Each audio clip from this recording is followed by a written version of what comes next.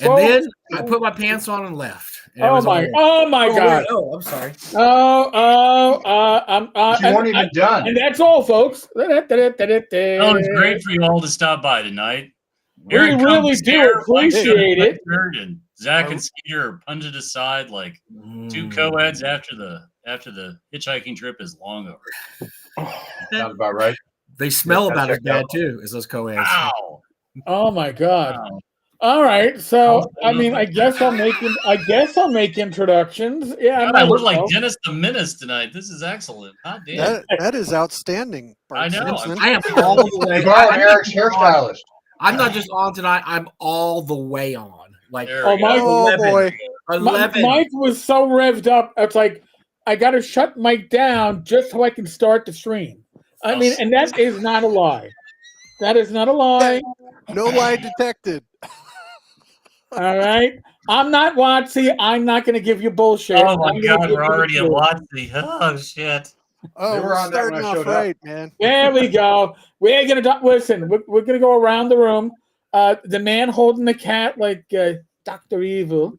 Oh, don't give me these softballs, man. I gotta swing. You're killing me. It's okay. Mike, nice pussy. After a hard day, well, no, it's just too easy. I can't knock these softballs out of the park. Oh, so. Jesus. That was a stand-up double right there. There's I can't help but notice, Mike, you're stroking your pussy. Oh, yes. All right. And another base hit from Jim Kitchen. Thank you. You're gonna knock a run in at this point. Oh, it's purring. Yeah, it is purring. No, of course it is. We've got runners at first. Jesus, and third. why do you test me so? You did it yourself. I know. I know. Yes. Say hi to Zach and Skeeter. Hi to Zach and Skeeter, yes. All right, Skeeter. Really, Mike doesn't want it waxed. And that's you don't wax your kitty cat. The cat's like, I'm insulted. I'm Now leaving. you clean the crabs out. She left. She's out. My. All right, keep coming. Okay, introductions are in order. Under Mike is Skeeter, right? Under Mike. Really? Yeah. Do we have to introduce? We have to introduce Skeeter. If you know Skeeter, like I know Skeeter. Underneath me is Zach Glazar, one of probably the most underappreciated executive in the underappreciated. Nobody knows what Zach does except for that knows what Zach does. That's why I keep it that way. All right, and holding everybody up, hitting the doubles, knocking in the runs. None other than the one and only Jim Kitchen. Hey, listen, at least you weren't stroking your pussy. Oh my God! Stop! I can't. That's all I'm saying. That's all I'm saying. Tonight is going to be just one for the demonetization. Listen. Look who our guests are. Monetized? Well, we were for like a nanosecond. All right, so here, we're gonna clear this up right now. Parental advisory. Okay. Oh, now you're gonna pull out the parental advisory. Yeah. We're already into that point. So I think we're parental advisory. If you have children under, I don't know whatever age, 18. Listen, we're immature. Okay, your children will probably appreciate our sense of humor, but with your children around, you probably won't. So you might want to move them out of the room because, listen, Skeeter brings a different energy. He brings out the bad Mike. That was Mike and Jim. That had nothing to do with me. No, Skeet, you bring it out. You did it. You're the catalyst. You are the fuel that feeds the crazy. I am an agent of change. You're the lighter. You're the lighter that's firing up the doobie between classes. That's it. You're the one. I will accept that. I will accept that role. Oh my God. Thank you. All right. Strangely enough, what brings you guys here tonight? Could it be perhaps a Kickstarter? Hey, could be. Or Satan? It very well could be. That was my Hail Mary saving throw. Is running Zine Quest for February. Oh, love it. As of yesterday, Necromancer Games launched said Kickstarter for Arden's Adventures and Arden's Notebook that my platonic life partner, Zach Glazar, is showing off in the reels right now. Like Vanna Wow. White. You want to buy an F, Skeeter? Yes. Hold on. I'll unbiggin you. All right. Oh, Zach, you've been embiggened. Mm, I have been. Wow. That So is a big. delicious map right there. so big. Mm. It would be even better if it wasn't reversed. I know it's not my fault. That would be Eric Tenkar's fault. Oh wait, Yeah, no. that would be. Listen. I'll tell you right now. If you go down to the gear and you go into your video settings, you can reverse that. He won't. Yeah, I'm no, there right now. What am I changing it to? Oh God! Now we see Zach in his lair again. now No, we're you just don't. watching Zach. There you go. That's right. It's the Zach Yeah. lair. It's quite Okay. exciting. I don't So see Eric, it there. Eric, You why lied don't to we me, put Eric. the- When you go to Eric, you've video, lied to when you me. go to video, there's a mirror camera on the very bottom of that little choose your input and all that stuff.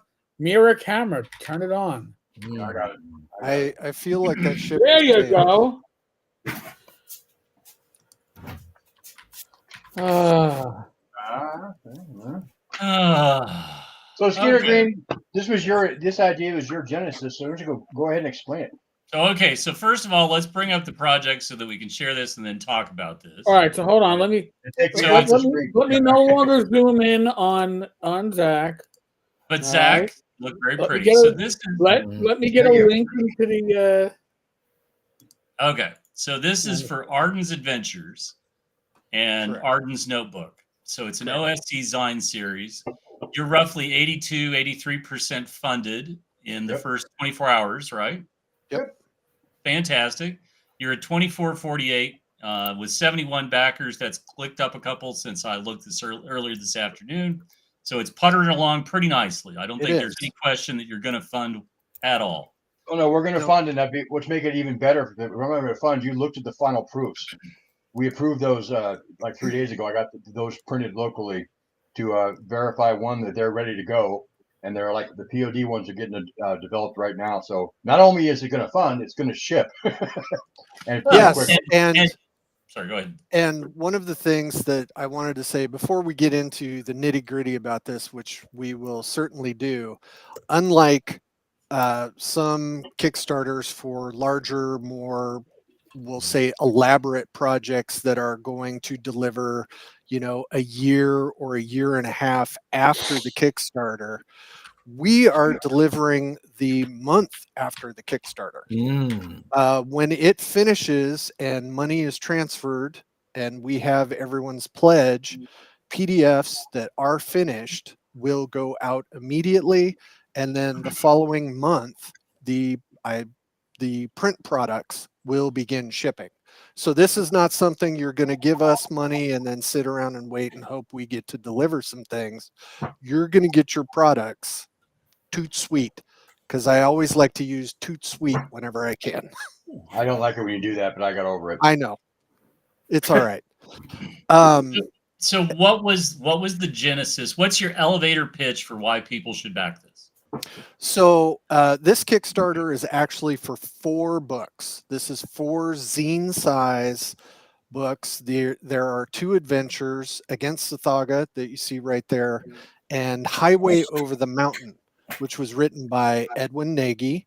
These are A4 size. Is it A4? It's A5 size. Yeah. It's A5 size, so it's about 5.5 by 7 or whatever it is in, US measurements. 32 pages for each adventure. And what is unique about this is the overage and the notes and the good ideas that we had that we couldn't fit in the adventure to keep it in that small size. That's what goes into Arden's Notebook. That's kind of a thematic supplement specifically for the overall theme of the adventure. It's not only usable with the adventure. So if you want to take Arden's Notebook, where we talk about swamp things, you can immediately apply that to your homebrew any other adventure or scenario that you want. You're not Okay. locked in. So each adventure comes with a supplementary toolkit book. So I went through everything this afternoon. I always try to sit down and spend like an hour going through everything that everybody gives us. I went through the Kickstarter. So I'm very interested to understand the process of so Skeeter, if this is your idea, why go with a digest format instead of something, well, I'll say is more traditional? So why do you lean that way? And I know that you've published digest size before, so why don't you explain it to folks? So the starting genesis of this whole idea was probably a year and a half ago. Edwin Nagy and Zach came to me because they were interested in creating a product line for Necromancer Games. They got into the zine arena. They Okay. wanted to get away from, the 5, 6, 900-page books into something that's a little bit smaller, something that you can use potentially as a drop-in. But if you're using it at home, it's more of a 1, 2, 3 nights of play. Okay. The way I design these things is I think in a convention sort of mindset. So I think of things in 4-hour blocks because that's typically about the amount of time that adults with jobs can spend at the outside with their Yep. gaming group per week or per Right. month or whatever. So it's very concise. It's a little bit smaller. The books, you don't need, a dolly to carry a couple of books around. You could throw it in your backpack. You go around. It's very table friendly. It's very usable. There, we start out in these stories. We don't give you 15 pages of exposition about how you are supposed to run this. We get you on page 2. You're running the adventure. So get going. Let's play. Right. We don't want to waste our valuable adult time. If you want to sit around and shoot the shit and have some chips, that's awesome.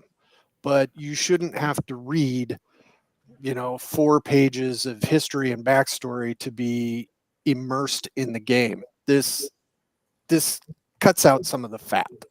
Gotcha. Now, that being said, those items that people enjoy, some of the backstory, motivation, history, hooks, those things are put in the notebook. So if you want to add that in, you have that available if you have chosen to get the book. If you don't want any of that, if you want to just go sit down, start rolling dice, that's where the adventure book, that's the primary focus of the adventure book. Okay. The notebook is the frosting on the cake. And and so reading through the description, one of the things that really struck me about the adventure is they can't win against Sahaga. You should No. not be able to win against Sahaga. Under No. no circumstances should they win against Sahaga. So Correct. when you're writing that, how do you try to come back from that so that there is still some ownership from the party in the what they're trying to accomplish? Like, So and I'm sorry, because the reason I asked that, the big paradigm picture for anything sort of Cthulhu-ish is there's no way you're going to ever beat Cthulhu. Sure. No one wins Cthulhu. So Sure. So this is what I wanted to do was try to shine a bit of a spotlight on higher level play for old school essentials. okay. Because it seems like in the market, a lot of people will put out low level adventures. You're starting out, you're going to fight some goblins, some kobolds. There's some tricks and traps. It's very clever.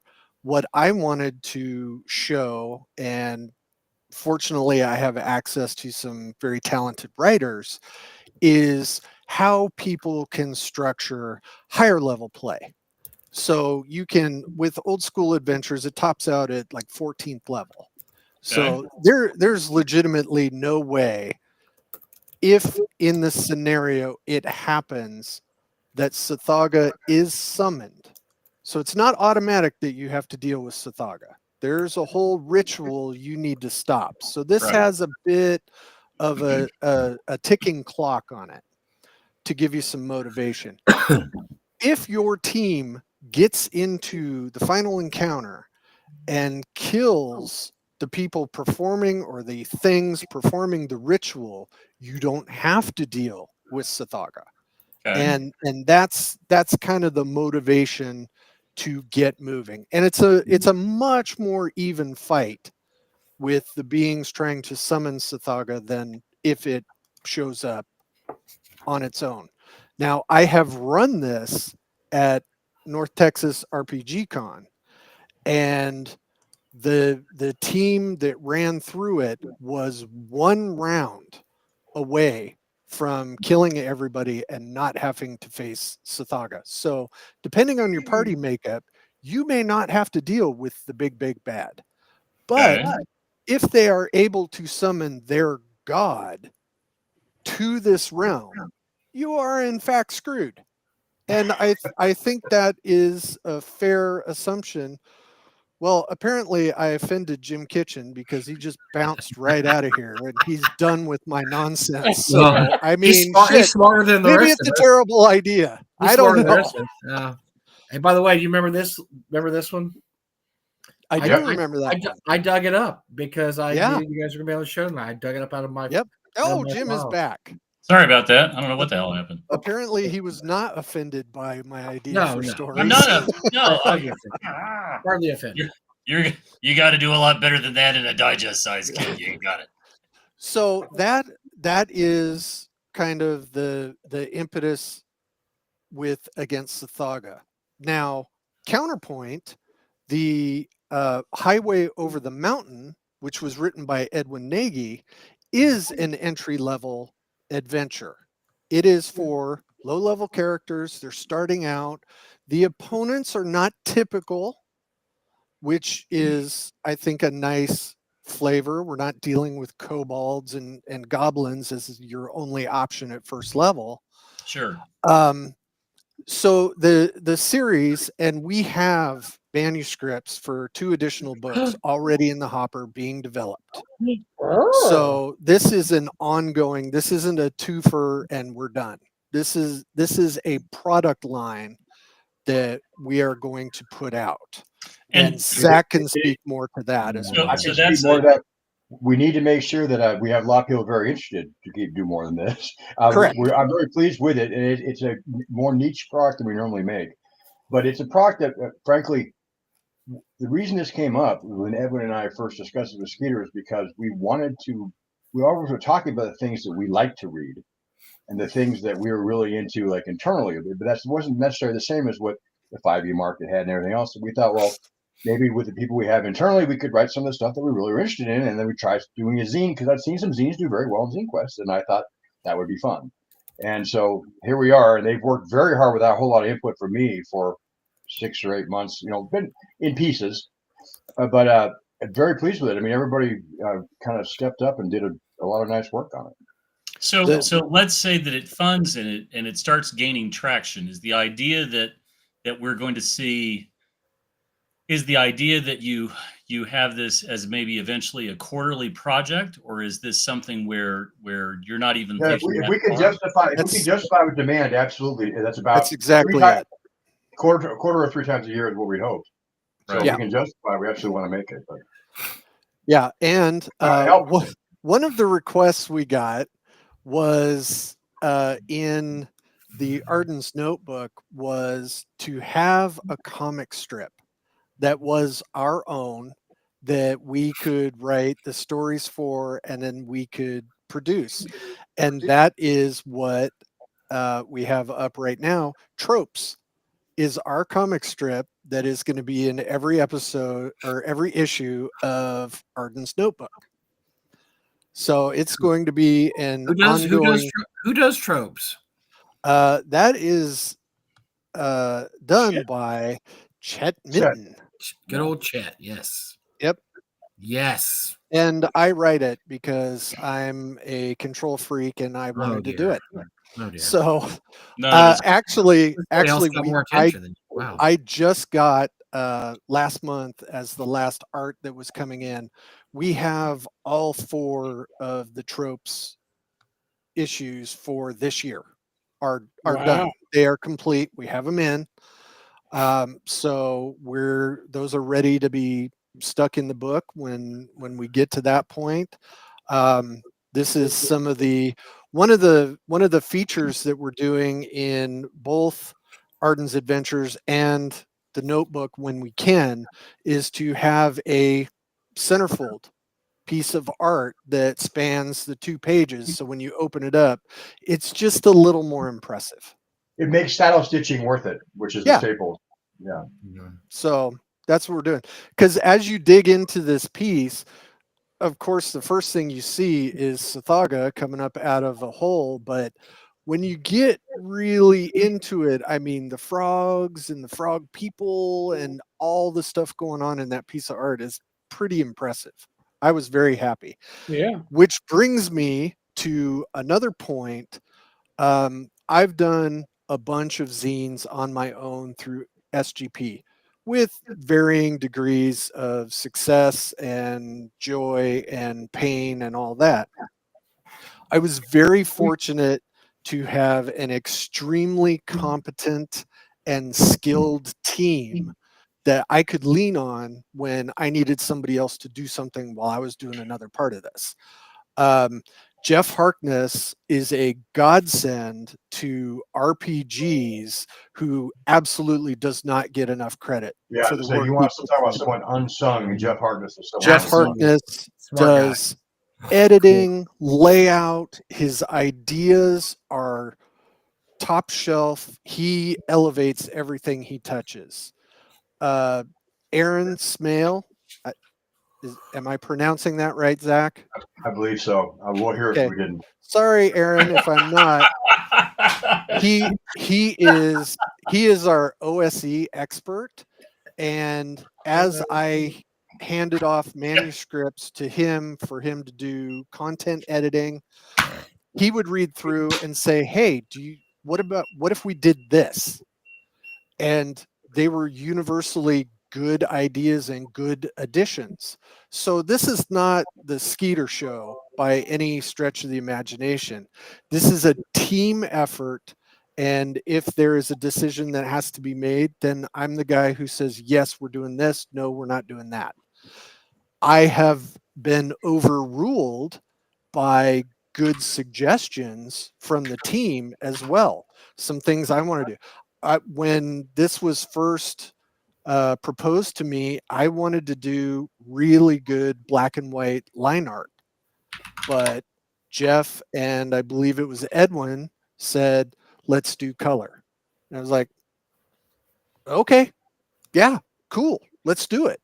Like I am not married to my idea being the only one or even the best one. So if I hear a good idea, it's going in the books. Yes, Ty, there are 4 zines on this Kickstarter, 2 adventures and 2 supplementary notebooks. And you can pick just one. I mean, if you want to just get one PDF, you could totally do so. And just because that interests me, or I'm not so sure. We'll have a backer kit for all domestic shipping. So if you pick one up and you see the PDF, and then I want the print too, that should be possible. I just don't understand people that would only back for like one of the 4 volumes. Like I feel the same way, but you know what? We get lots of requests when we put Kickstarters together. So to keep adding pledge levels, and we do it. You know, people are going to spend money. We happily set it up for them. So we I mean, these are the sorts of people that think that the DCC dice doesn't include enough weird variations. So right. I got nothing. Well, so I want to make sure it is very clear. This is 2 issues of 2 books. So this is not a 4-book series yet. We're going to have 4 books over the course of a year. That's the plan. But this Kickstarter has 2 adventures, and the each one has a supplementary book.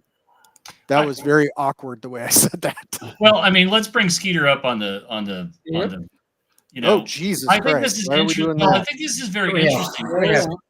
because as a fan of the Venture Brothers, I'm noticing that Skeeter is in fact like this disembodied head floating around in the dark, and I feel like you're the sovereign of the Guild of Calamitous Intent. We don't speak about the sovereign. Oh, I'm sorry, Mr. Bowie. I'm so sorry, right? But I loved it as your head was just sort of moving around in the dark. Oh, yeah. I was struck by this. Nothing wrong with that.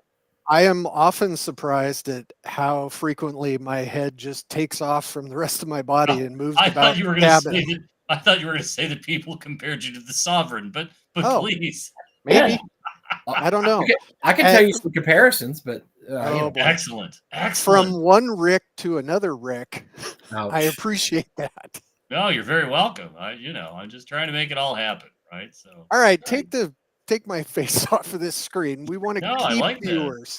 and you've gone full like Ron Swanson beard. This is Yeah, pretty Oh good. yeah, this is my hobo Santa Claus look. You know, I there's like it. there's a story about the band The Police. You know, where Sting, the first video they did, which was Walking on the Moon, Sting is in it a lot, and the other members of the band finally confronted him and said, "Dude, we weren't in the video. What happened? How did you get in the video so much?" He goes, "Boys, you got to put the camera on the money." That's what I think of when I see Skeeter. Wow. I just think, Oh, Skeeter, man. you got to put the This is camera on the the money, root of- man. That's the root of their incredibly tense relationship. Yeah, pretty much. Put the camera. Yeah, pretty much exactly. That's actually a true story too. I think Sting told that story, so it's pretty true. But no, Is that a I think 70s band? Skeeter put the camera on the money. Skeeter's the money. You know, That's let's right. No, Skeeter is definitely not the money. Skeeter Absolutely. wants to be the guy behind the scenes, helping facilitate everything You're and hooped. getting the best product out. You're If we- hooped, buddy. Skeeter, can You're I hooped. ask you some questions? Can I ask you some questions, Skeeter, not as a friend, but just as a journalist? Oh boy. Well, you're neither, so shoot for the fence. buddy. Wow! Holy crap! Scorched Yeah. earth. Damn. Scorched I earth. felt the bullets whizzing by me in that drive-by. In that case, this question will be quite. No. Wow. Hit me, So- Mike. So for you for a while, you had Skeeter Green Productions, and you put out an excellent adventure. Something about a mad scientist. Something I don't remember the name. I don't know what it was. It was something. Crypt the Science Wizard, man. Come on. I know. give me I'm some trying love. to get back. I'm getting back at you for that. I shot. know. So you did that. So why come back to Frog God Games like a dog that comes back to its vomit? Why would you come back there? And All right. need him. So, all We right. need him to save us. No, we're gonna spill the tea. Let's do it. So I did a few Kickstarters with SGP, doing the work completely on my own, and well, not completely on my own. Layout, art, things like that. I have freelancers, but I was the guy in charge and the boots on the ground. I ran four consecutive Kickstarters. I had 3 out of those 4 blow up in my face, and it was extremely difficult as a single person doing this to fix everything. And it was very important to me to make sure my name was not included with the shitbag Kickstarters who, when something goes wrong, they disappear. That was not something I was interested in doing at all. Plus, I have the responsibility as somebody who goes to a lot of conventions to be able to look people in the face and say, hey, I did the best I could. It took a little bit of time, but you got your product. I'm not going to walk through the halls of Gamehole or Gary Con or North Texas and have people Long Con and have people look at me and say, where's my books? You stole my money. That would make me curl up in a corner and just croak if somebody ever accused me of that, because I think that is complete bullshit that people do that. And got to be too hard for me to pull that off. And Zach and I do small publisher seminars every once in a while, and we haven't done one in an age. We need to do that again. But the last one that I did at North Texas, I told everybody that because of some of the Kickstarter failures, like I had to go on antidepressants. I mean, I was really low from all of this stuff, and I felt like a complete failure. And I I want to keep doing this because I love the hobby, and I think I have some good ideas. So I want to keep producing books, but it's just not for me to do on my own. So Skeeter, let's follow back on that, because I think that's a great point, right? So this is exactly what I would normally call self-inflicted stress, where Mhm. you've created the situation, and so what were the events outside of your control that were really that were just sort of upending the apple cart? That would be printing. Okay, and So but the reason I'm asking, right, is sure. because I mean, in the time that I've been coming on the show, I mean, we all know that the ravenous shit weasels are out there, probably Oh yeah. watching Gary's show. Yeah. But we've only had one person on since I've been on, where really, again, my underlying mantra is hope is not a plan. And so Oh yeah. Absolutely. what I would say is yes. So you had things that were outside of your control that happened. What were they? How did it sort of metastasize, and how did you get a handle on it? I think that would be useful for people to hear, simply Sure. because you're honest enough to say, hey, wait a minute, like I'm not doing any more until I get everything out the door and we cross the T's and dot the I's. But I think it would be useful for people to hear this stuff. Yeah. The first Kickstarter that started to go sideways uh, had nothing to do with Kickstarter, had nothing to do with funding, had nothing to do with the book. When I was in total control of the operation, I would not even start a Kickstarter until my book was ready to go to the printer. The only reason I used Kickstarter was to fund the physical print process and know how many books to order. That's what I used Kickstarter for. So after the Kickstarter, I got the funds in. I made my print order, and the printer I was using is a POD printer. I got the books in, and they were screwed up. There were issues with the cover. There were actual ink spots on the cover. Some of the printing was wrong. Some of the books had the when I would have the cover and it said like Swords and Wizardry, it would have DCC guts in it. So things like that were a Sure. problem. Yep. And so I contacted the printer and said, "Hey, this stuff is screwed up. I mean, we need to fix this." And they said, "We're not going to fix it." That was my first response. Is they essentially said, boy. "No," because I'm small potatoes. Sure. If you know, What if are I you get gonna do? Yes. yeah, if I get pissed off and say, you don't get my business anymore, they're like, your business doesn't even buy us lunch. So nobody gives a shit about Right. you, which I was aware of. We don't Which have is that why- problem. Still, That's why we don't have that still very problem. We actually unprofessional though. take It's that still seriously. unprofessional. But which is why I want to pick Zach's side up of it in a minute, but go ahead, Skeeter. Mhm. Which is why I was like, okay, I'm going to eat shit on this one, and I'm going to pay to have this reprinted, which I did because people paid me for a book. They didn't pay me to Right. hear my problems with the Mhm. printer. Right. So I got it done, got it out. So that pretty much eliminated any profit from that Kickstarter because I had to do the print again. Mhm. Sure. So this happened 2 more times because I went back to the same printer, which is on me, and I know that, but the price I was charging for the book, I needed to go to that printer to get that pricing to make it work. And the last time that it happened, the books were so screwed up.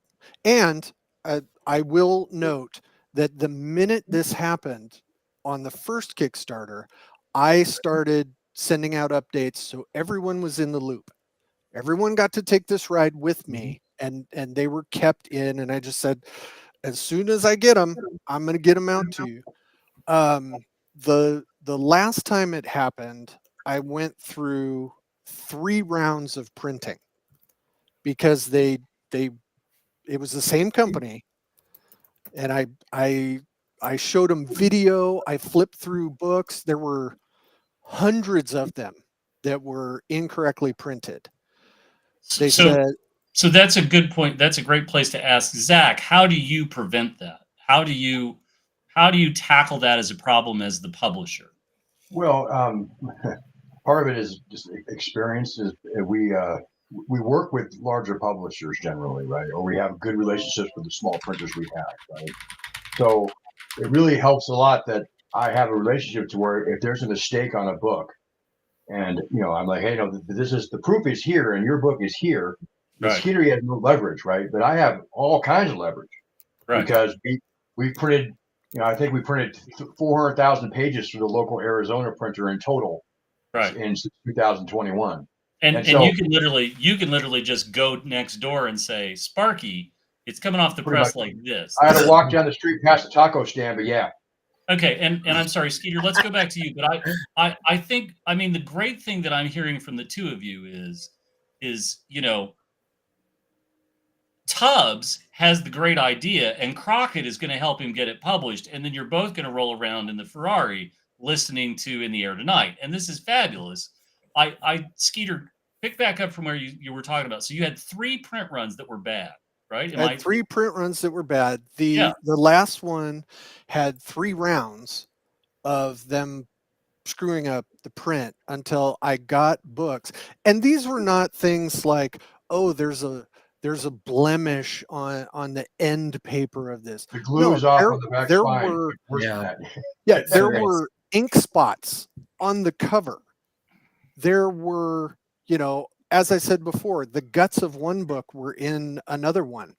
And the reason I figured that out, that I figured that out on the first Kickstarter is I had mailed all the books out.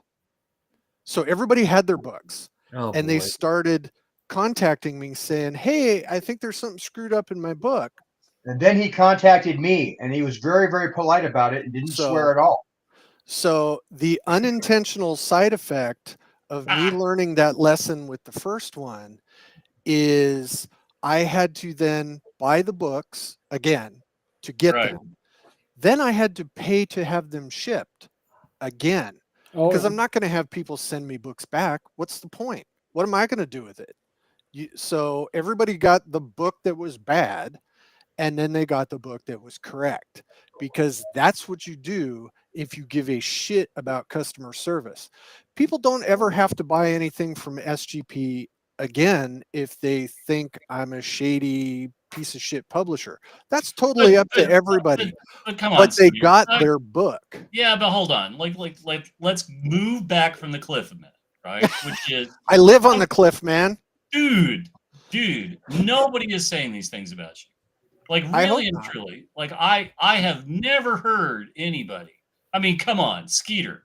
This is an industry rife with shit weasels. Oh, yeah. Really and truly. Like, some of them create fake Facebook accounts and harass people. Make podcasts or some of them are podcasters that wear loud shirts and have bad hair. I mean, come on, there's a whole raft of shit weasels out there. And you're not even in the same same And realm. actually, just because of that situation that you're talking about, Jim, and we know so many of them. Jesus Christ. Yep.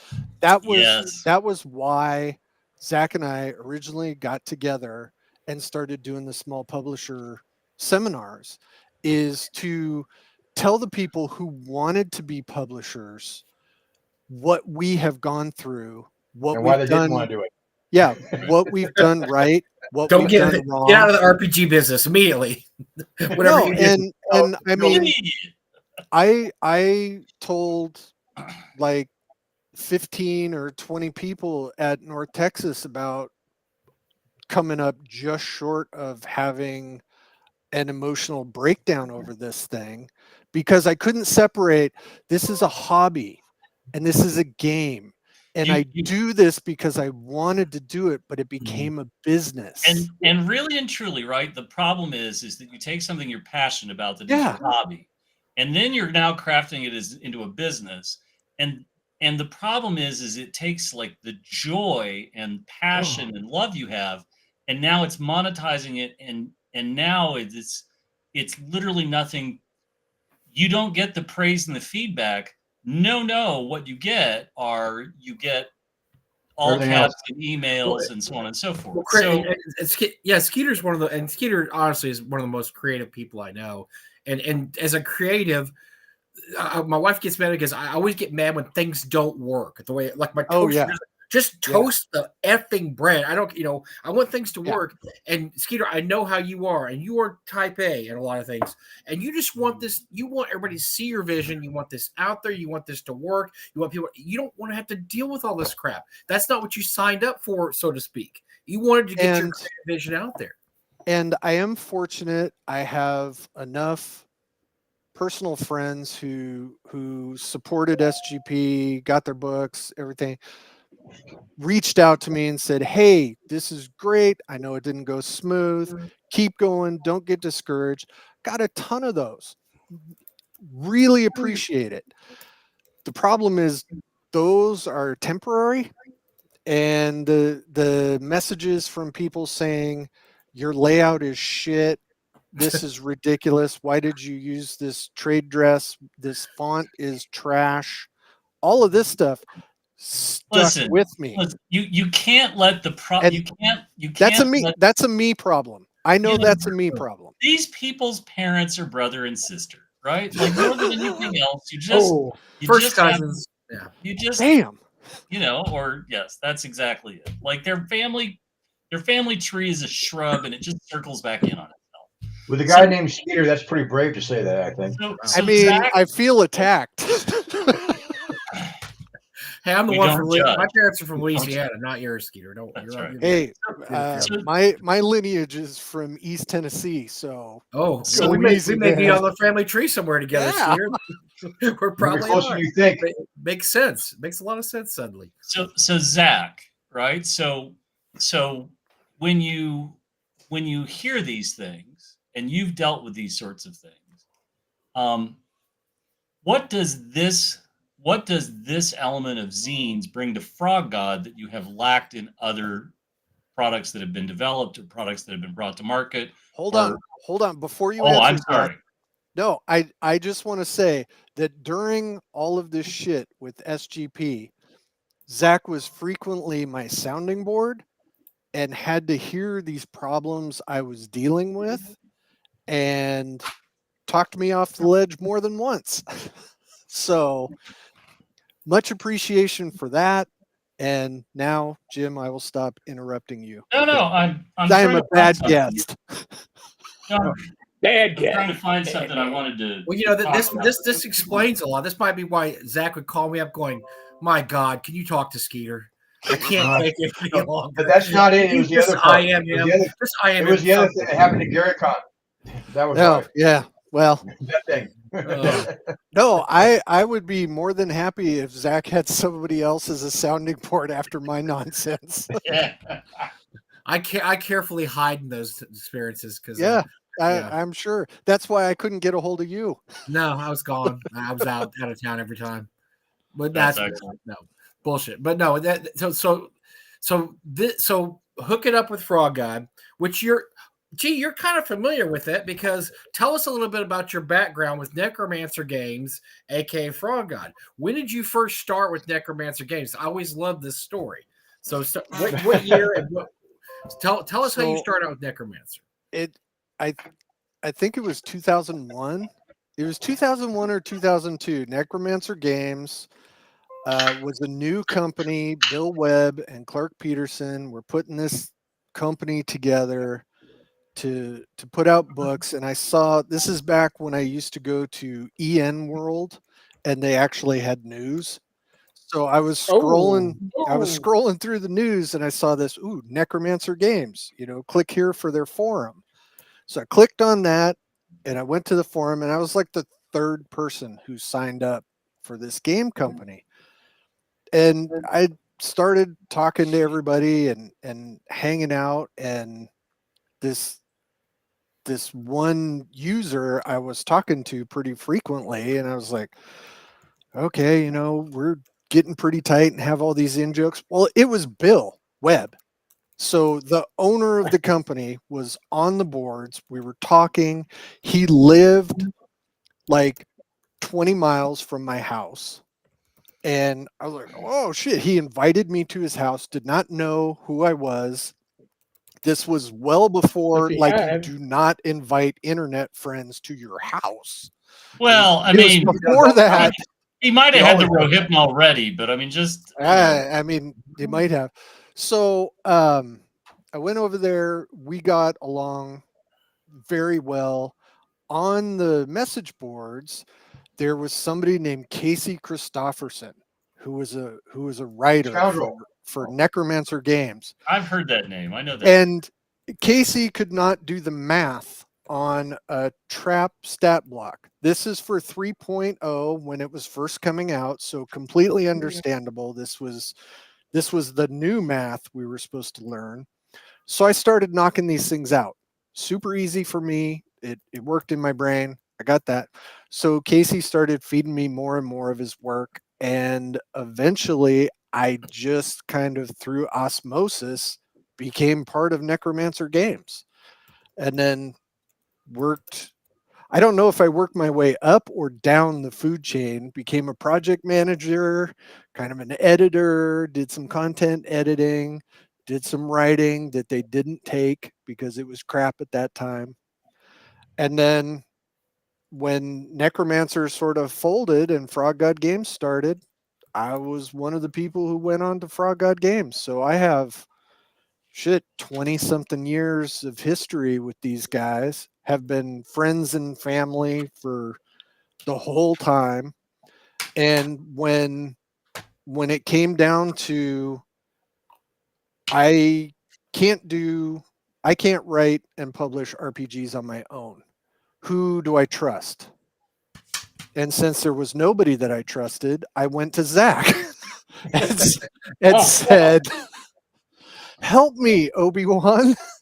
And then that actually, when you came, it was right about the time when Edwin had suggested this, because we were trying to do more old school content that was very specific, as opposed to like 5e conversions. Because we had started out when I got here, we were doing Pathfinder and Sword Wizardry, and a lot of times we had done some conversions that didn't make a ton of sense between the two systems, especially the higher level stuff. And so it wasn't as smooth. Like Skeeter and I did the Blight for Swords and Wizardry together, so that was a hard one to make work. So we were trying to make sure we were more attuned to the system we were writing for, and that was important to me and Edwin.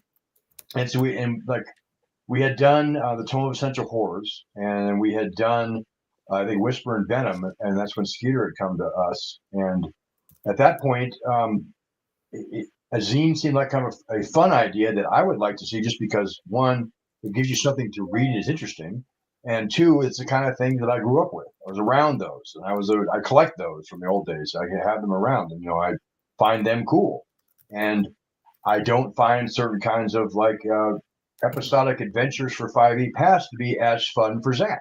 So it's kind of fun to see something that what I was interested in, that Jeff was interested in, Dave was interested in. Skeeter had been doing them. I would say, how I'll put this the right way. He'd been doing them with great, with much celebration and fanfare, much fanfare when he was doing his ones. And so I'd heard all about the printing stuff, and we were doing the small publisher seminars, and he just brought it up to me, and I'm like, well, this doesn't really, because we've had a pretty busy schedule of printing since I've been here. We used to do about 3 books a year, but now we do significantly more, though we're kind of changing how we're doing so. But I know that we are capable of doing multiple things at once. And so right now we're working on the Book of Artifacts and Bill Weber's box set, and we have the Rapid Athic 2 coming still. So we have things in the process, but we have people who only really know to do OSC, or we have like Skeeter who only really want to do this, and it seemed like a good fit for our line. And so I hope we sell enough to justify doing more, because I love it.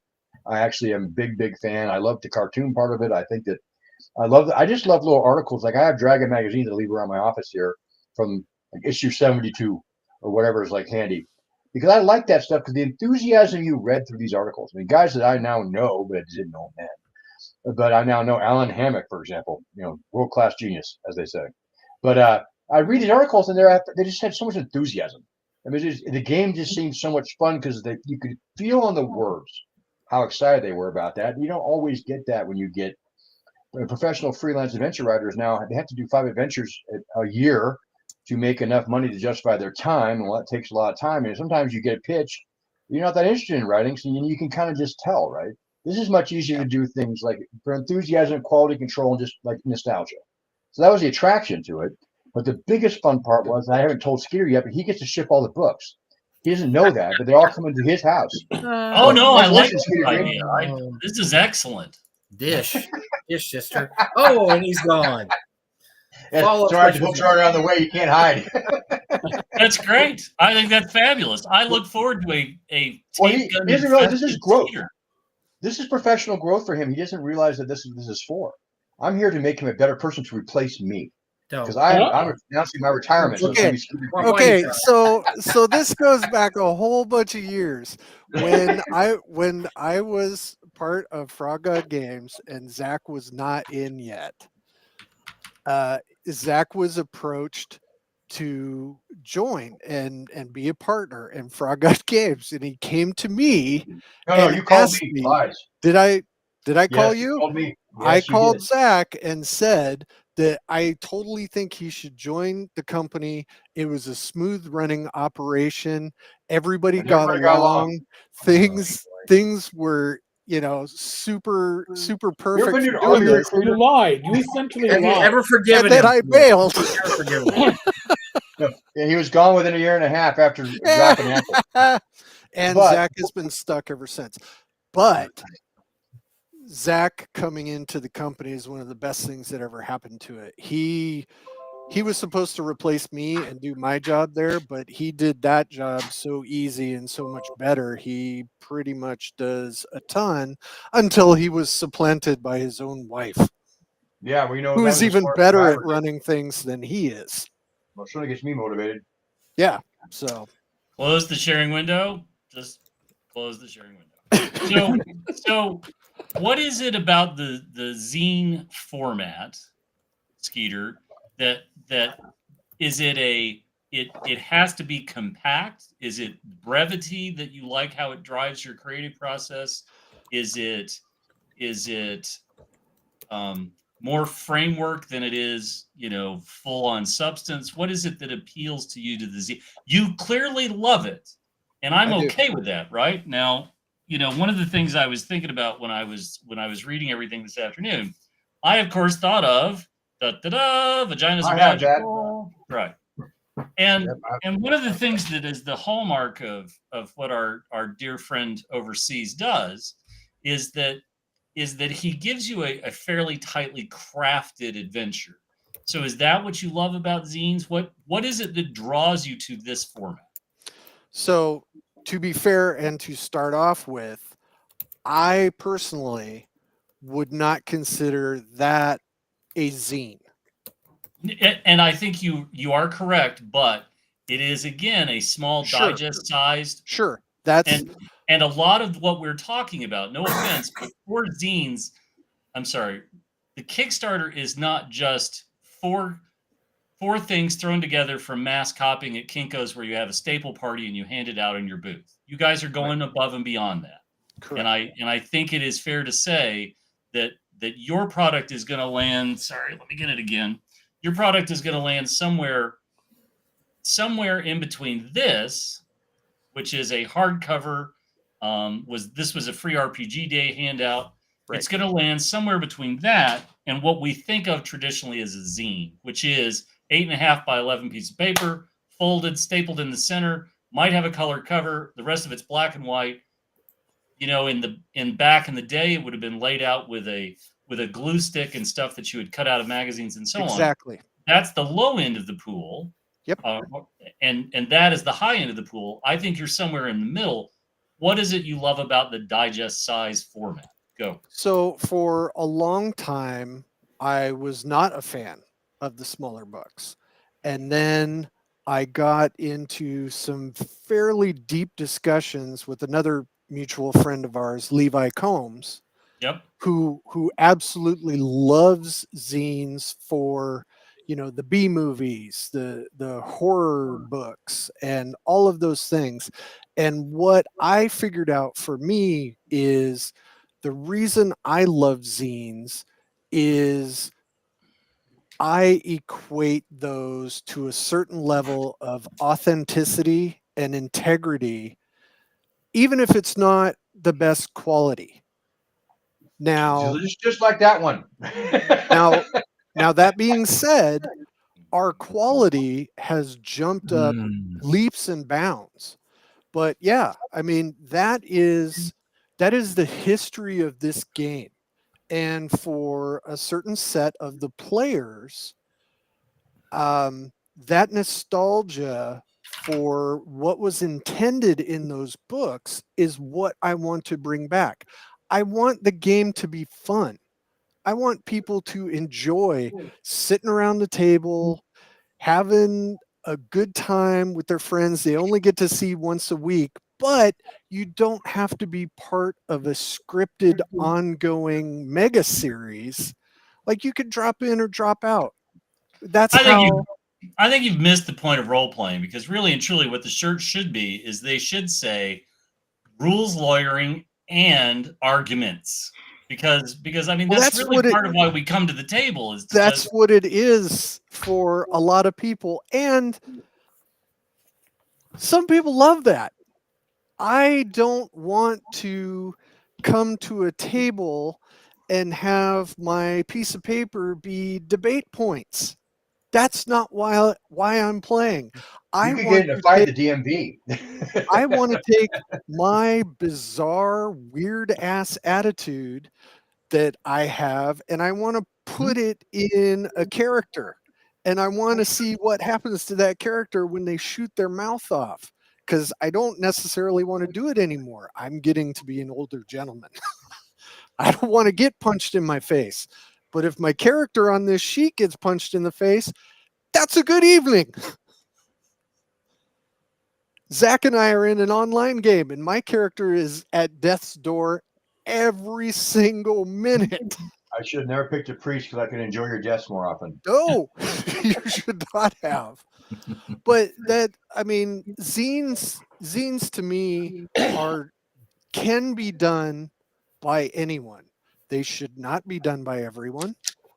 They can be done by people who care.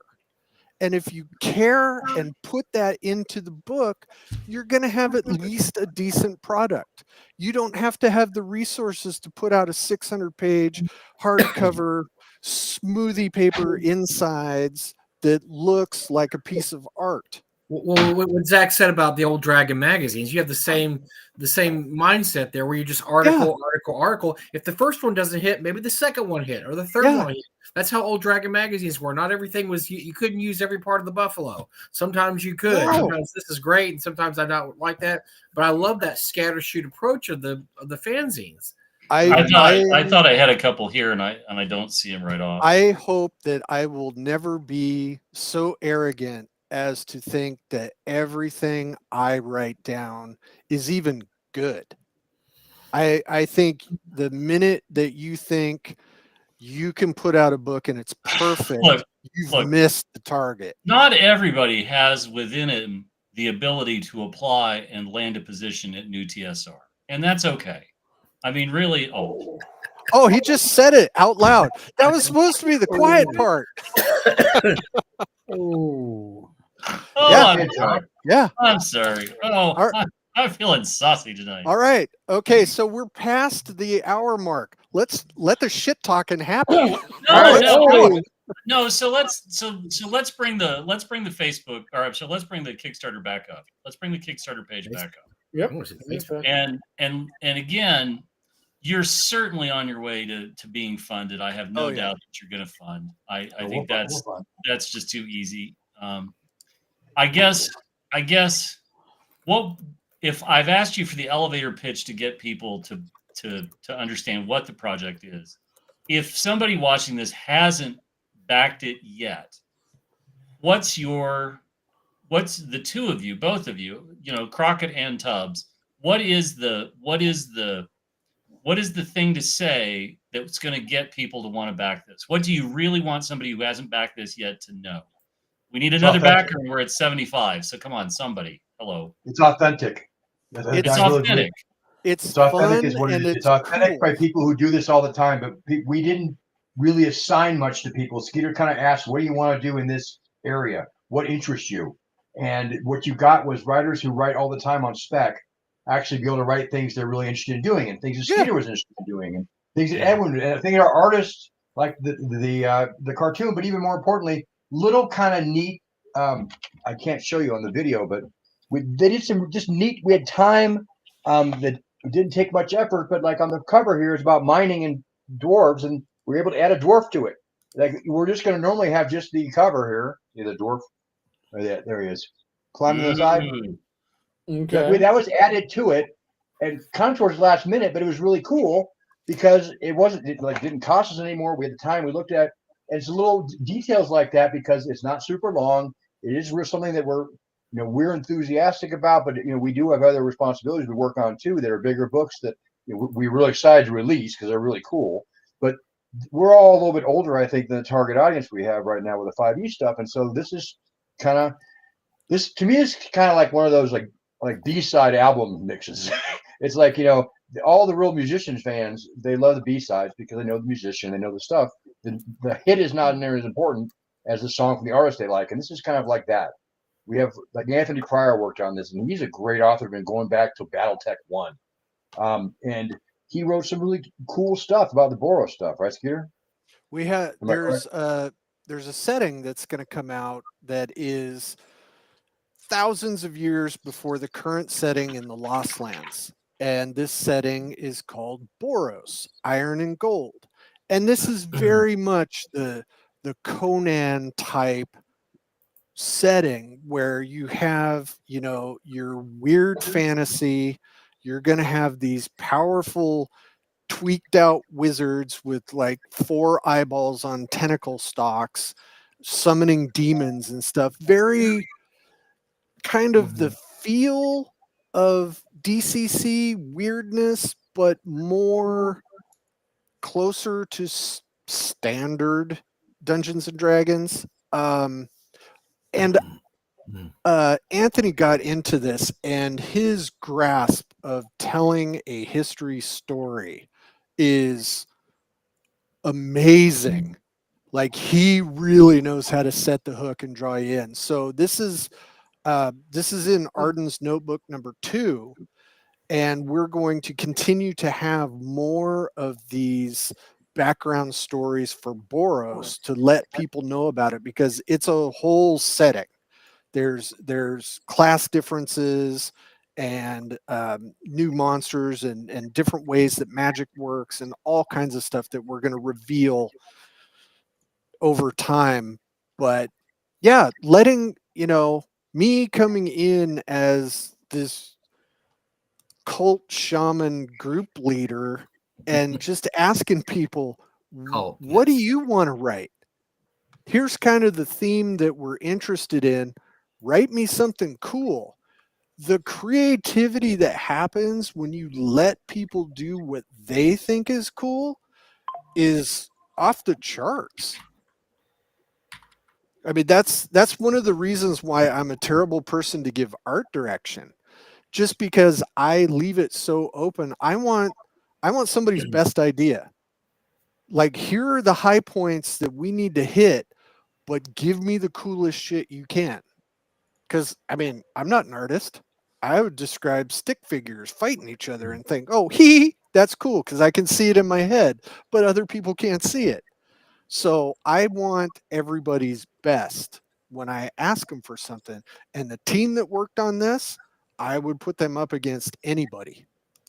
They're a shitload better than what I have seen come out of WotC. Well, I'm happy to say that. Okay, I need to ask. So we're here in the second hour. This is time to get. It's time to get down and dirty. All right. I want to ask Skeeter and Zach something. There was an interview published Monday. Mike Merle's interviewed by Ben Riggs, and they were talking about the state of the game. And here was a quote. Mike Merle says he thinks D&D is not cool, and it's gotten to, but he says that's good. It's not cool anymore, and it's boring, and that's good. Here was his quote. Maybe this is the best player's handbook ever written, but the vibes, the audience, the people playing these games, they don't seem excited about it. We're not seeing a groundswell of support and excitement. We're all the third-party products. Basically, his take was that D&D is not cool anymore, but that's good because we don't want D&D to be cool anymore. We want it to be the outcast, nerdo, weird kid in the back. So what do you guys think? Hold on, I'm putting on my prediction hats. Mike Merle's yes or no, up and down. What, Skeeter? I am a longtime Mike Merle's fan. I've gamed with Mike. I've talked with him. I think the work he has done on D&D has probably kept it going.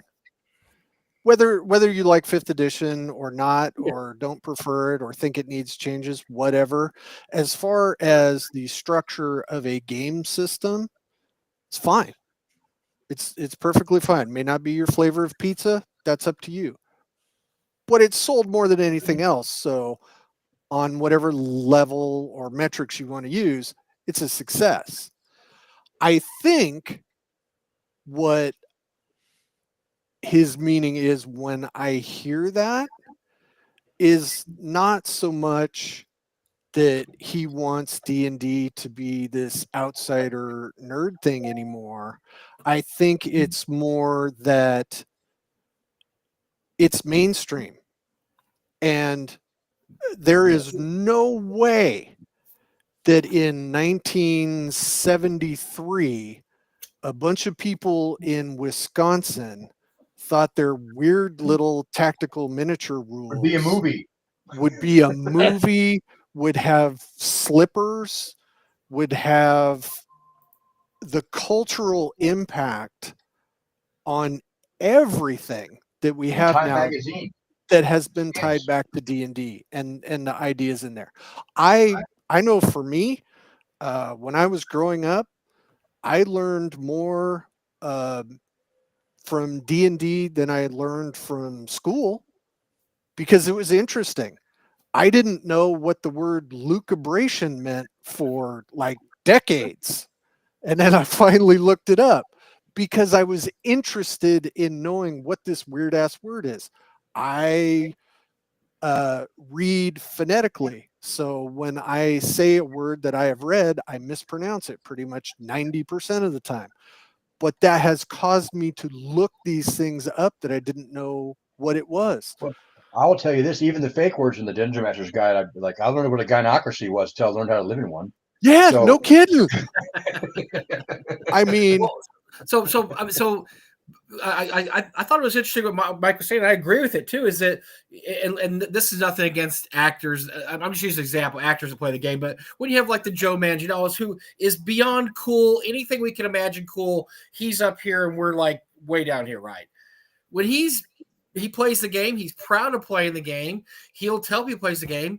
It kind of loses a little bit of that outlaw, doesn't it? It's like, oh, well, and he's a legit player because he's good at it. And he's like the hottest dude ever. I'm like, oh, he thinks it's cool.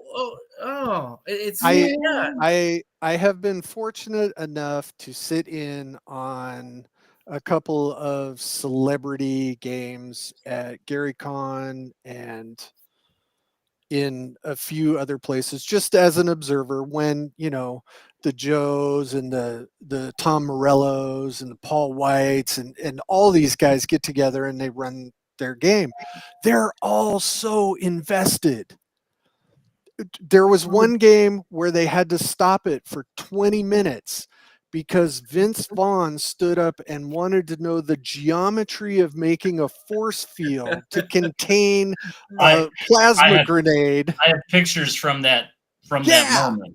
And if you had told me that Vince Vaughn was the guy who was the worst rules lawyer in creation, the worst. I mean, understatement of the century, really. And it was nice to actually see that, because a lot of the people that go to conventions and see these celebrities and stuff think, oh, they're just in it for the, for the likes. And it's like, first of all, if you think that having the hashtag D&D is going to make you cooler, I don't know what timeline we're in or multiverse. We're the one we're too old to be in. Right. So it gets crazy. But it's bittersweet. It's bittersweet though, right? I mean, it's a bit bittersweet because it was kind of cool being the Outlaws, and now it's like, cool, I like being the Outlaw. And I like that guys like Joe and Vince really play it, and they're not Satine Phoenixes who really don't just kind of grift. They're not grifters. Let's put it that way. They're really into the game because they like the game. And then you have people that talk about. You'll be sitting, in a Einstein's bagel like I was a few weeks ago, and somebody's talking Dragonlance, and you're like, yeah, I'd love to get this conversation, but I better not, because they don't know me. I'm a scary older guy in a dirty t-shirt, and I don't want to go. Dragonlance is cool, but that's cool. But then I think you lose something too, don't you? So this ties back to the whole zine thing. There is a large segment of fantasy role game players that has moved on from us. I mean, we are all on this stream because we are all legitimately friends, and we hang out at conventions and we game together. There are certain games that we prefer that other people don't. And these zines are representations of what we like about that style of gaming that I want to present to other people. I'm not saying these are better. I'm saying this is the flavor of pizza that I like. This is what we want to share with you. This is what we want to share with you. This is what I want to share. When I am at a game convention and I'm running these games, I'm going to be enthused. Like, I'm into it. I want to see what you do in these situations. I want to tell this story, and I want all of you sitting at the table to be part of and help me tell this story. I don't want to read a book that's a script and you get to roll a dice once an hour to tell me that you looked at something. That is not the flavor of pizza for me. Well, I guess you'll never be on Critical Role with that kind of attitude. So I'm sorry, Skeeter. I regret that, because I think what those guys have done for role-playing games is fantastic and off the chart, and we don't have to agree. It's great, but also they've also given unmet expectations to people who don't know the game, and they look at it that's who I want my DM to be. Well, there's only one of them, and he's not. You're going to be your DM. Your DM is going to be. You want Zach to be your DM. Forsooth, I roll the die. That's pretty good. But also, looking for people who can do that, you may find another DM that you're like, oh, you're not him, but you're pretty freaking awesome too. I think that's just a baked into the game. You got to find the game that you like. And then you have those clowns who run 16-hour games at cons. Oh yeah, those are no more Civilization or how it was. No shit. Wow. Jesus. It's all coming out right here on the screen. It can't, man. It can't. Civilization's dead. I think to Mike's point, all is as I predicted. All is as I have predicted over the last few years. And so I took the hat of totality off that allows me to see into the future. But all is happening as I have foreseen. And none of this is new, right? Again, it happens in every hobby, right, Jim? It happened in comics, right? Comics were cool. Comics were so uncool for a long time. They were the most uncool. Like the X-Men were hot at one point, and then other books became hot too. And come on, this is okay. nobody report me to Frank, but yes, after BECMI and D&D caved in on itself, right? Other Jim, things took off. he's right behind you. Oh, good, excellent. But again, right? Like we've only been saying, it can only be the hottest thing next to the sun for so long, and then Right.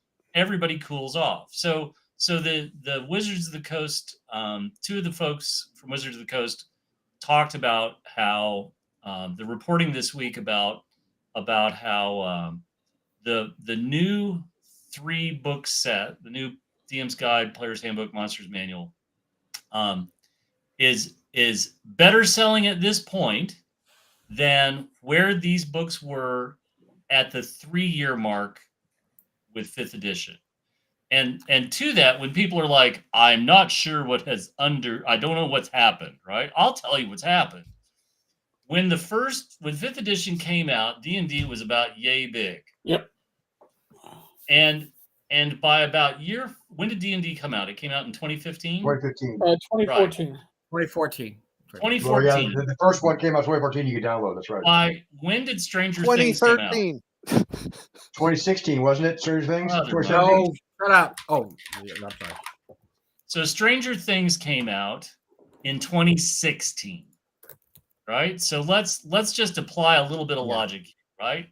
At 2017, the 3-year mark for the Player's Handbook, DM's Guide, and Monster Manual from 5th edition, you had the second season of Stranger. You had the first season of Stranger Things that had created the gigantic rock going in the puddle.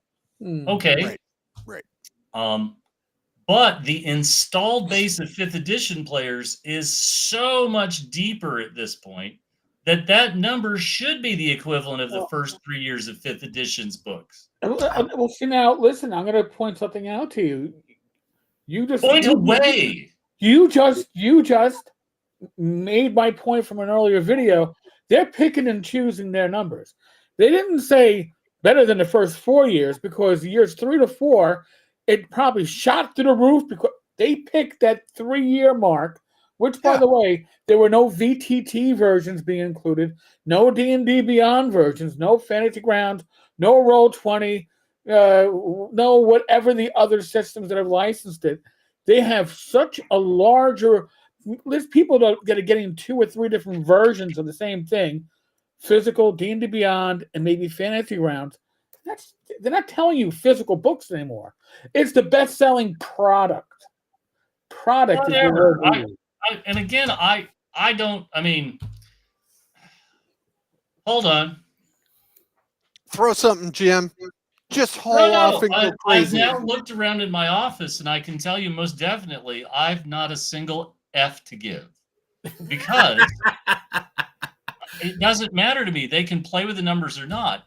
Okay, let's stay with the first 3 years. Jesus Christ, if you can't, after the most successful edition of the game, sorry, Frank, if the most successful edition of the game, if your follow-up release to it and those base installation numbers can't match what 5th edition was at by the end of year 3, I would say that you have bigger issues. But the fact of the matter is that here's where we are. We're 6 months away from really having a great idea of how well this is going, because that's when Amazon is going to look at all of their stock. And if they're low and they can't get it fast enough, the prices are going to be high. If it's another flipping thing like Spelljammer, we're going to be at half price by May. Ooh. And that's it. He said it. He went to Spelljammer. He went to Spelljammer. He did it. I know. Project Sigil, it's still MIA. And I mean, this is making me feel like 4th edition all over again. You know, I just don't care, right? I mean, really and truly, right? There's so many other things that you can play. And one of the things that has happened recently is Barnes & Noble has started to look around at other things, and they've now got Dungeon Crawl Classics. Barnes & Noble is picked up Dungeon Crawl Classics through a distributor for Goodman. And this is a big step, right? How much are they going to get in returns from damaged product? I don't know. who cares? The fact of the matter is you can now go into a Barnes and Noble and you got a pretty good shot at coming across a DCC rule book. And frankly, my God, if there was one book that embodies the first hits free kid, like this is a book that is just absolutely like, whoa, this ain't your mom's role-playing game, right? There isn't going to be a bunch of whiz kids paraphernalia and stuffed animals. What it is boom. And it only takes that kid walking into a Barnes and Noble the same way we all used to go into Walden Books or B. Dalton's and say, what the hell is this, right? Where are they going to find said Barnes and Noble? Do actual physical bookstores still exist? No, there's a real. He's absolutely right, because what you get is people who never normally browse, right? Barnes and Noble is a great big advertising display. How much you sell there is way less important than how many people you bring into your awareness. Look, Dungeons & Dragons became one of the most popular games we ever saw. Way more popular than I thought it would. I thought the 80s was like the height, right? When I first got back into this, because 4th edition was just dying, but the fact that it came back and became bigger, it can go away now because it got so much bigger. I think unfortunately for them, playing Dungeons and Dragons is kind of like, I'm going to need a Kleenex, please. It doesn't matter what role-playing game it is. Right. People will associate a lot of role-playing as Dungeons and Dragons. So they've already had that experience. Remember, when we were younger, trying to get normal people to come play a game with us, and like, hey, you want to try this? They're like, what is this? How do you win? Right? You don't have to explain that anymore. That's not necessarily to explain. Sometimes you still have to explain that. Yeah, but in general, but as a company, the third-party publisher, right? Yeah. The third-party publisher with their rules in the Creative Commons, right?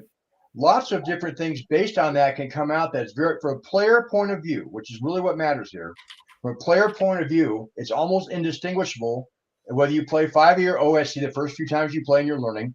Like, you understand the experience, you understand you're working together. Lots of stuff can be Dungeons and Dragons with being nothing of the sort.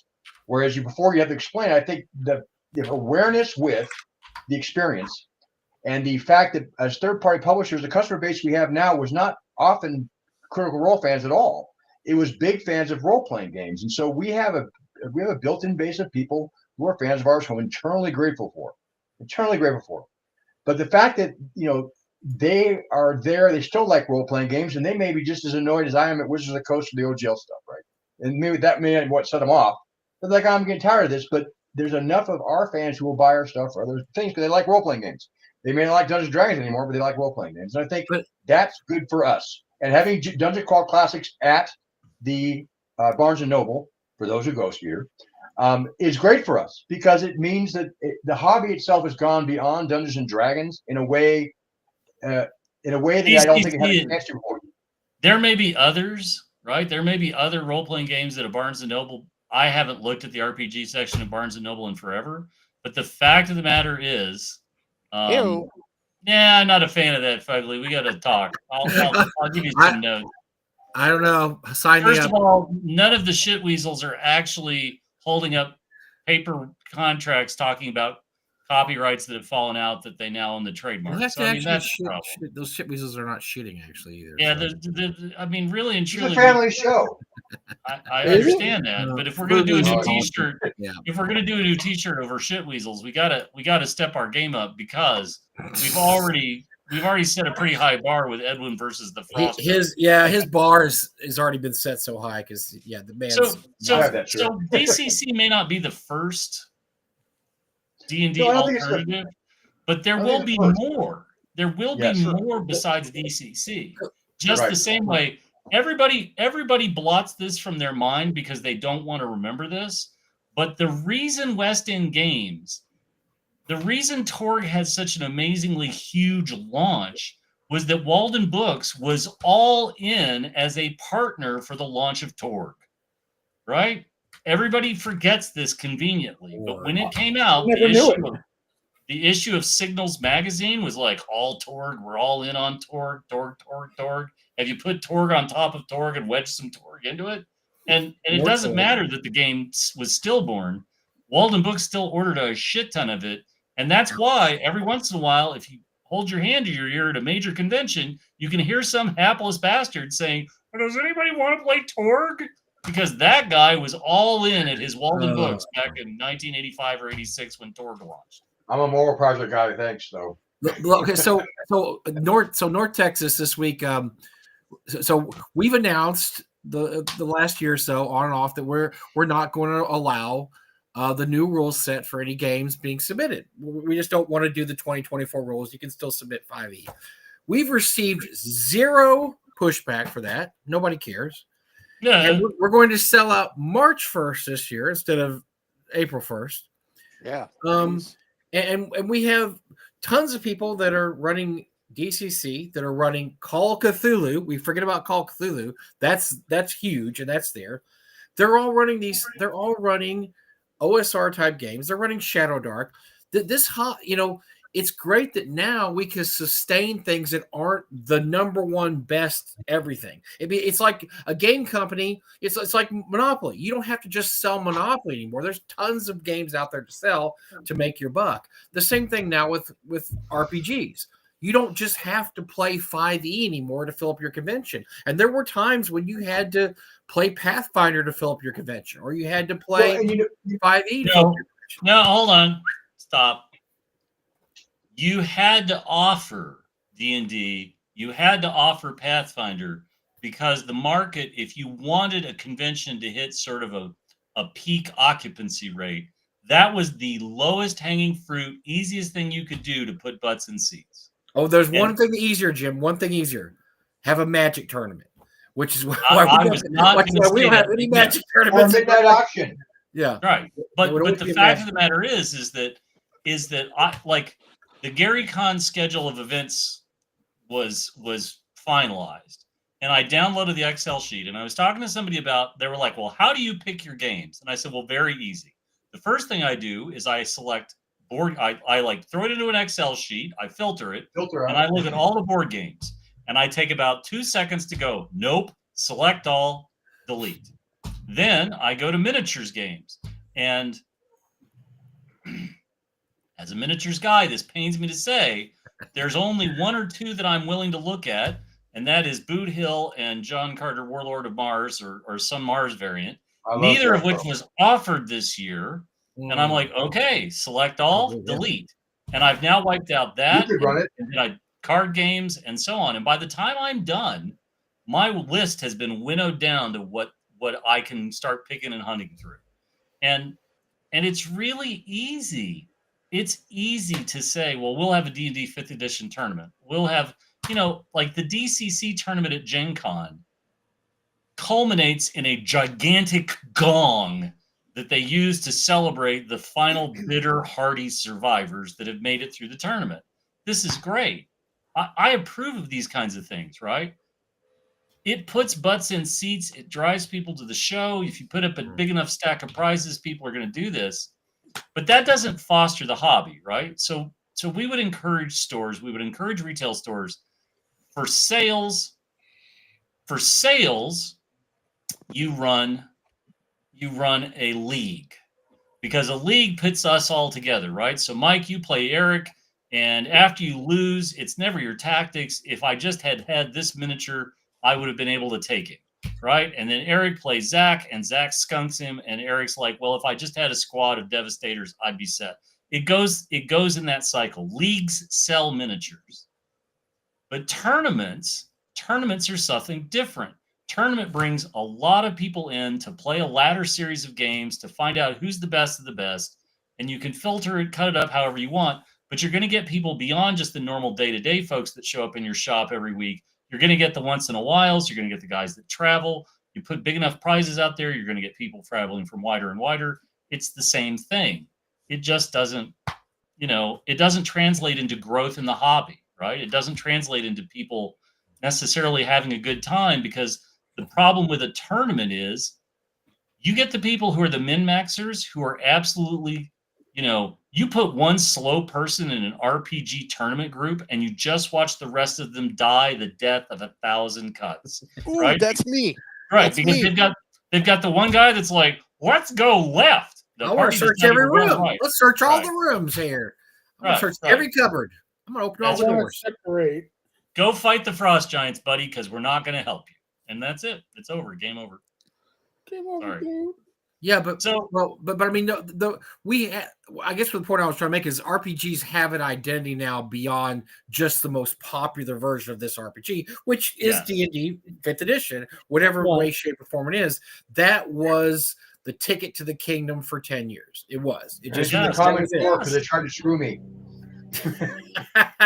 But now we have, and we've been on the fringes for so long with our DCCs and our Call of Cthulhu's and our, OSRs and Swords and I Wizardries. recognize that. And now, no. now Zach we're not. Kryptonite right I know there. what that is. I knew we pulled it up. I could tell. Is that the same one that came out of I Zach? could smell it. Is that the Boba Fett? Is that the one I sold at the auction? that is a Battlestar Galactica Uh-huh. It is. from a It's about Talon fiery missile. or Viper, and that is Zach's kryptonite. And I possess one to make sure I can hold him in check. Well, Well, that usually works. Satan sold the one that actually came. Supposedly, Satan sold the one that actually came out of Zach's stomach. That was a long collector and held. Forgot my stomach, so you were fooled. So I don't know. All I'm saying is that's Satan said it's true. I am not going to argue with the man. He seemed to know what he's talking about. Why should always seems to know we he's talking disbelieve that at all? Yeah. He seems to be totally on the ball up there.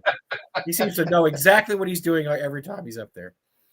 So I'm gonna trust his judgment there. That was actually the one that came out of your colon, or wherever it came out of. God knows where it came. I don't want to know where it came. I really don't. Did you get dengue fever? I have a follow-up question to Mike's question. WotC didn't call the new edition of D&D a new edition, right? They insisted it's 5e. We're just gonna. Did they fuck themselves over doing that? Because there's no excitement. I think so. I agree. There's literally no excitement, even on N-World for the new edition. I mean, they talk about it, but there's none of this rah rah rah like when 5e was coming. Oh my God, it was all over the place. And Mike Morrow's made a big point of that in his interview, but with Ben Riggs too. Yes, he made a big point. My point is, have you played the Citadel one, the Tales of the Golden Citadel, or the one where you play like a wizard at Wizard College? I mean, the last few books they made for the 5e before they transitioned made me not want to actually get the new book because they weren't interesting to me in terms of content. So that's what turned me off, not because of the game. I mean, I don't love the art, but you know what? I'm not the guy they're trying to make the art for, so I'm cool with that. I am. But the actual content made me, it was not heroic fantasy to me, so I just stopped caring about that. That's why we write what we write. Wait a second. First edition feel, 5th edition rules. I mean, honestly, that's what we want to. You're saying that you didn't want the Spelljammer game that had no ship-to-ship combat in a Spelljammer game? No, I wanted it because I wanted to hear all you bitch on the internet. Okay. But if they bill it as not a new edition, then there's no reason to buy it because in theory your old books still work, right? The whole reason you rebooted they'll screw you on D&D Beyond in the end. That's my opinion. Is they're going to keep changing it digitally, and you have to get. Well, remember they initially did that, and there was such a huge pushback that they had to offer 2014 and 2024 rules on D&D Beyond because people were freaking out that they took away the 2014 rules. That was because people had their own homebrews in there too, right? Yeah. The whole deal is every decade you have to sell a complete set of core rule books. That's just how it works. So they don't have to call it anything. All they have to do is say, "Hey, we got some shiny new books. Pay no attention to the AI art, but they're shiny new books." Ouch, that's a low blow, sir. That's a real low one. Wow. Can you prove that? Can you prove this accusation? All you have to do is prove me wrong. Probably can't. You may be right, sir. You may be right, or you may be crazy. I don't know. It's Skeeter. It could be either one. And I mean, when they have made a very public show of saying, "Oh, we have used AI to enhance some of the art." If you're already opening the door, you're letting the vampires hit. That's admitting it. They're waiting for the time for AI to no longer be the topic that everybody is talking about. They should have waited. The moment that people change their direction of looking, all of a sudden it's going to be like, hey, our AI isn't really AI because we own the copyright to all the source material that we're using and putting into our AI. But so it's not really we're not infringing on anybody's rights, so it's good. It's legit. Yeah. It's okay. When they come out when they come out with an art statement saying that humans in the D&D universe all have 6 fingers, then we know it's AI art. Okay, that's How the about tell. if all of our orcs are Mexican? Does that count as AI art? Oh, dang! I hate to say this. I'm going to throw water on this conspiracy theory, right? I'm just going to say this, and I'm A, we have no proof, and B, I realize that people who love conspiracy theories, the lack of proof is yet more evidence for the conspiracy theory. But I would simply point out that some of the illustrations that we're discussing are so in fact lame, they had to have been created by humans. Because I can literally upload.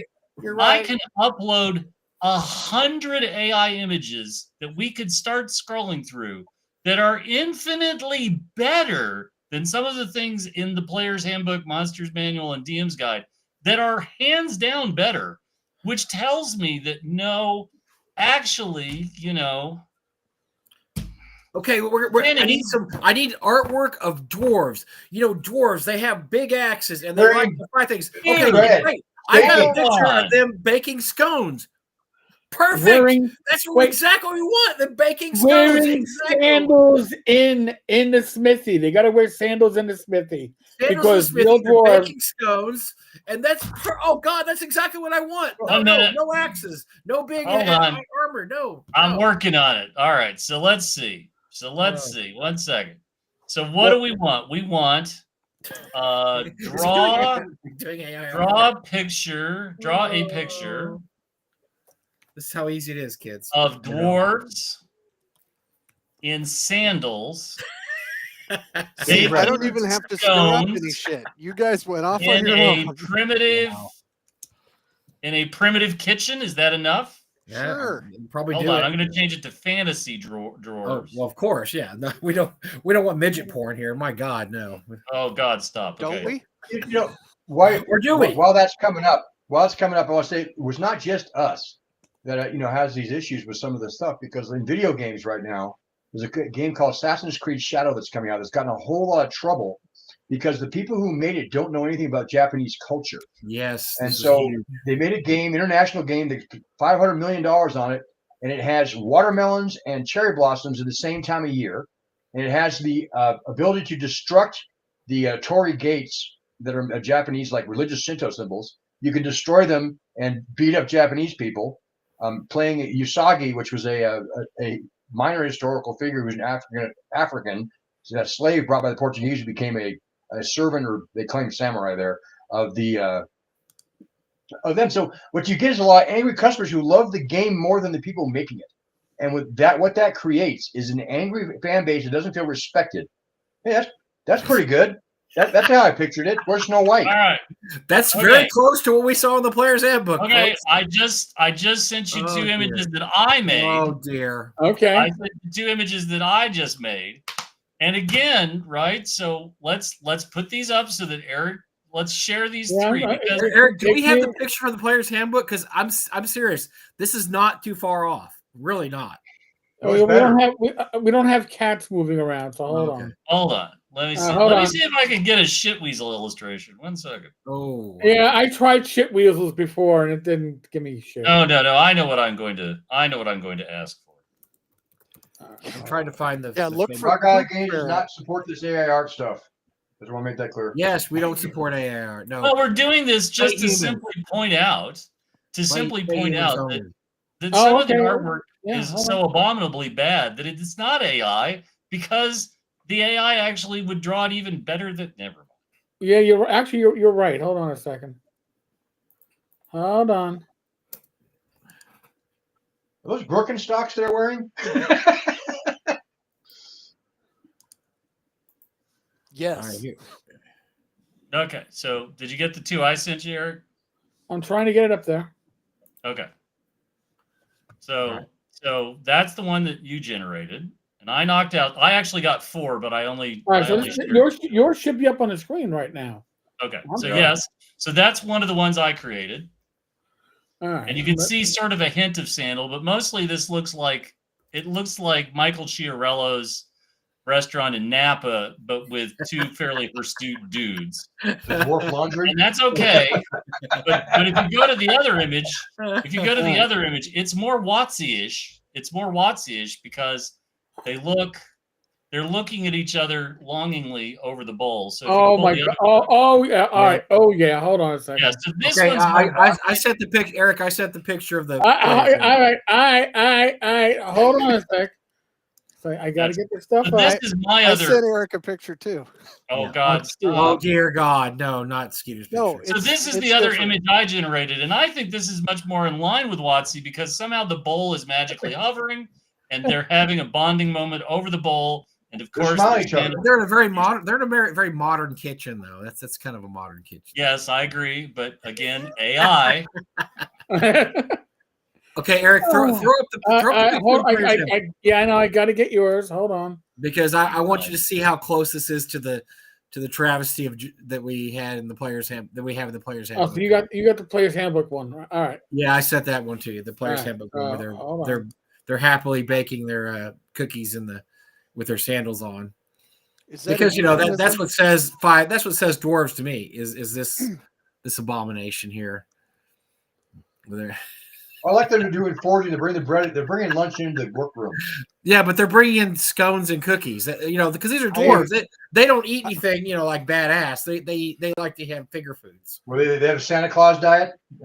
I also appreciate the fact that they all wear sleeveless shirts. Oh, That is something They are. I can respect. They're Don't very get me proud of started. it. I mean, and Skeeter, as a man who doesn't wear sleeves, I would think that you would identify as perhaps a scone making dwarf. I kind Or a of do. YMCA I'm dancer. going to embrace that that whole vibe. Yeah. So now, Skeet, I've got some good ones here. All right. Hold on. Oh Oh boy. boy. all right, hold on. Folks, we've gone off the rails. We are officially off the rails. Oh, hold on a second. Now I have to. Okay, so I'm bringing this up right now yes. because a bunch of people are going to be going to GaryCon. I am not able to go this year. However, our good friend Alyssa Fadden has written the Call of Cthulhu scenario for GaryCon, Madness at Geneva Lake. Now, this takes place in the 1880s around Lake Geneva. And it may or may not have some callbacks to Dread from Geneva Lake, part 1 and 2. The gazebo one? Yes, that is where Jim Kitchen defeated a gazebo with a truck to much joy and happiness. But Alyssa's book for this year, Madness at Geneva Lake, is going to be available at GaryCon. And of course, it's got all her batshit crazy ideas and wonderful maps. And her research is really over the top. She gets off into the weeds a little bit. She gets really into some details, but it's going to be great. That's what I love about I read it. through a bunch of stuff. She asked me a couple of questions. It was really well done. And some of the art in there is fucked up because it's awful. I mean, it is great art, but what it is showing is like, I looked at it and I'm just like, ew, Jesus, what's wrong with you? So it's like GaryCon, like a teen wedding scene? No. Not that bad. This is a whole different kind of it's great. Do yourself a favor. If you go to GaryCon, pick one of these up in person because they are not frequently available after the fact. Distribution of the Call of Cthulhu modules has not been top shelf. So anyway, get in there, get your chance, have Alyssa sign it, have Luke sign it. You need to do it. Do it now. That's my sales pitch. I want to ask you a question, Skeeter. Yep. You like Call of Cthulhu, right? I do. You've written Call of Cthulhu? I have. Is this something you would like to do more of? I would. Thank you. Are we done now? Yeah, no, it was. I'm a huge H.P. Lovecraft mythos fan. All the other whole writing circle of people who have contributed to that, which new authors still do it to this day. Huge fan, love all of that crazy stuff. It was always kind of a bucket list item that I could write something that had the official Chaosium logo on it. And I was fortunate enough to do that with Luke for GaryCon module, Dread from Geneva Lake. And yes, I have plans to release a Call of Cthulhu Dark Ages book with scenarios written by Mark Greenberg and Alyssa Fadden. Oh wow. That's nice. I like that. That's quality. Looks quite like oh. Yep. Oh. Oh. But as So a dwarf, his beard should be bigger, bushier. Yeah. That's t-shirt material right there, baby. That is good stuff. Well, so no wait, I'm interested. I didn't know about this. So this, you have a Dark Ages anthology coming out. Yes, that is. That you have something in. Fingers crossed it comes out this year. I have the manuscripts in from Mark Greenberg. He's got 2 in now. He's looking at writing a 3rd. Alyssa has 2 scenarios that she is finishing up. I think she's play testing them again one more time, and then she's done. And then I have 2 shorter scenarios and some patrons that would be available for a Dark Ages game. So, yeah, we're gonna make it happen.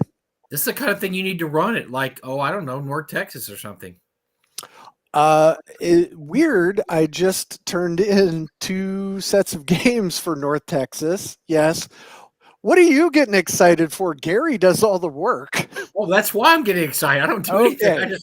Yes, I'm going to be running. I'm going to be running Dark Ages games at North Texas, and will not be running any Dark Ages games at Gamehole at the end of the year because Alyssa Fadden and I are running Horror on the Orient Express for the 50th anniversary of Chaosium this year. We are doing that at Chaosium Con in April and at Gamehole in October. What if I decide just to drive up and go to Chaosium Con this year? Can I hang out? I think you should. Yeah. Can I hang out with you, or would you let me hang out? Okay. Actually, you could be an extra in our production of Horror on the Orient Express. Do I get to die? Horribly? No, you get to be a train patron. Oh, I was hoping I'd get. All you got to do is just sit there and look pretty. Oh, I could do that in my sleep. I do that. Yeah. You could sleep. I probably will. I'll sleep on the drive up, probably. No, I would probably make you be Professor Smith. This is too much pressure. I just wanted to come and fuck around with you guys. I just want to mess with you guys. You should come up. Chaosium Con is a good time. I really I've been wanting to go. It sounds like a great time. I've been wanting to go, but it's just the weather's always been a little tricky right that time of year. Not as bad as driving to Gary Con. God knows what happens there. Well, last year in Ann Arbor-ish, where it is, the weather in there, the hotel is on a golf course. It was absolutely beautiful. You look out the windows and the sun hits the lake that's around there. Really nice settings. I don't love their restaurant, but there are tons of restaurants around the place that are super easy to get to. And the people are fantastic. There are different fan bases of each of the role-playing different systems. For ages, the DCC fan base has been like the top of the pile as some of the best, most inclusive, ingratiating. Come play this game with us. It's wonderful. You're going to love it. Really, really invested people. The Chaosium fans are like that. They don't spend their time bitching and complaining about, oh, I'm playing 7th edition Call of Cthulhu. And That's always the great thing about Call of Cthulhu is that there's 7 different editions. matter. You don't have the edition wars that you have Right. D&D or any. Yeah.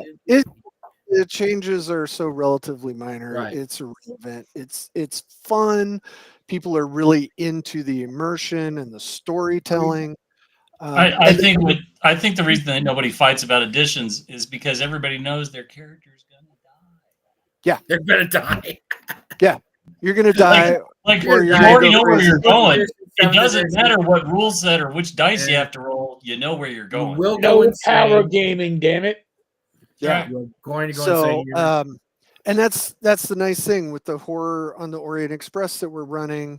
We're doing 7 different stops on the train, and you try to investigate and gather up a bunch of clues at the end, and there's a huge fight. I don't want to spoil it for anybody. It's one of the classic adventures. It's not nearly as involved as Masks of Nyarlathotep, but it is one of those long range, campaign level. And I am rewriting it to fit in a convention time frame. And Alyssa is going through and making the most absolutely unhinged props for this game.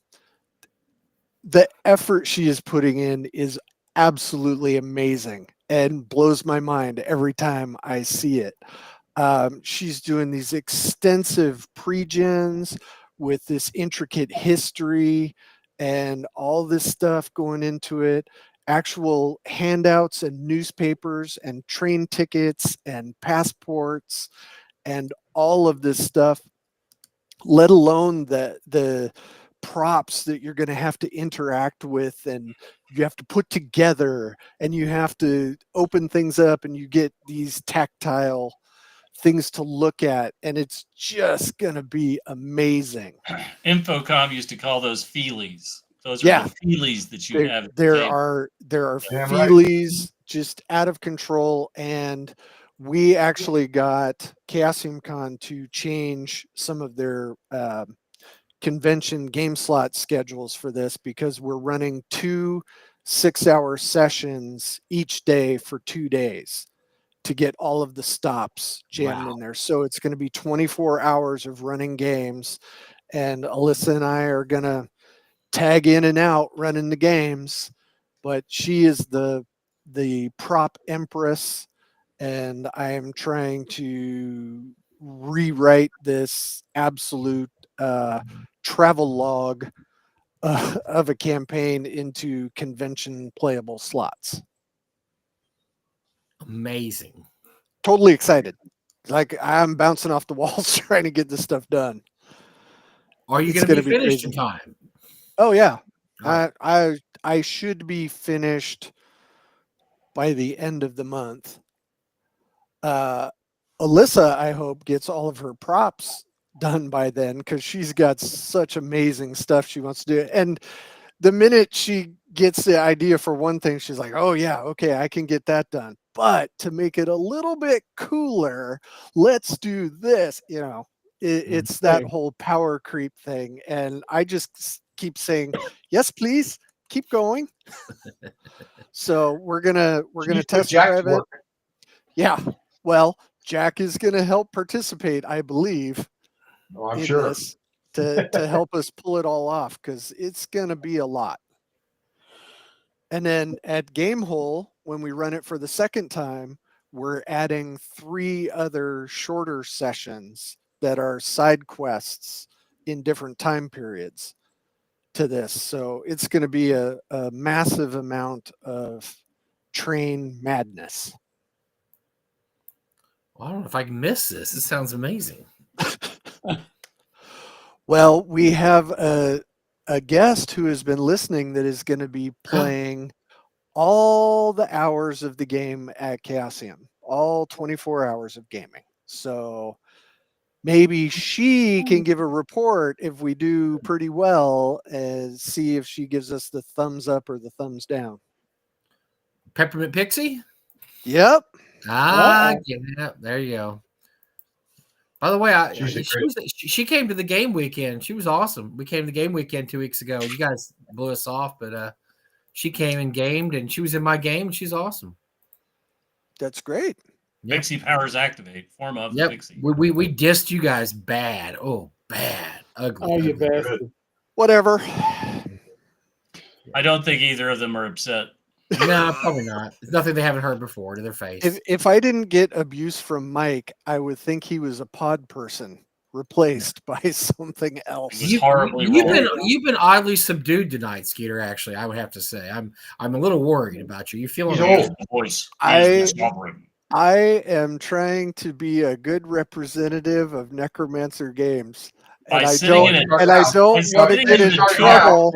By sitting in the dark as a disembodied head, where every once in a while we just get to get in trouble from Jennifer Glazar. Oh my You're God. telling me the gummies have kicked in, is what you're trying to tell me. So how excited were plus you? that, sure. How excited were you for the Fantastic Four trailer this week? Because how the hell have we not talked about that piece of awesome this week? I was not interested in Fantastic Four.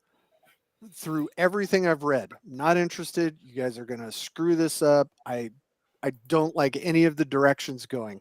I watched that trailer, and now you're back in. You're in. All right, maybe I'll give it a chance. And so one of the really interesting things that I think this might be the declination point, because everything about the new Captain America movie and the reshoots and everything else. When they announced the casting of the Fantastic Four, I don't know if you remember this or not, but they actually did it with a comic image. Yeah. Yep. And they did it where it clearly showed that this is a retro take on the Fantastic Four. Right. We're going back to the 60s. And so when that image came out, people were like, well, maybe they just did that because no. This is all very plotted and meticulously planned out. And my guess is, and I hate to say this, I don't think the Captain America is going to land as big as they would like. Oh, no. No, you don't want to shoot the ending 4 times and have it. Yeah, you're right. You're right. But the Fantastic Four movie, I am personally disappointed that we don't have Dr. Doom. Like, it would be much better for me as a person to be like, give me Dr. Doom.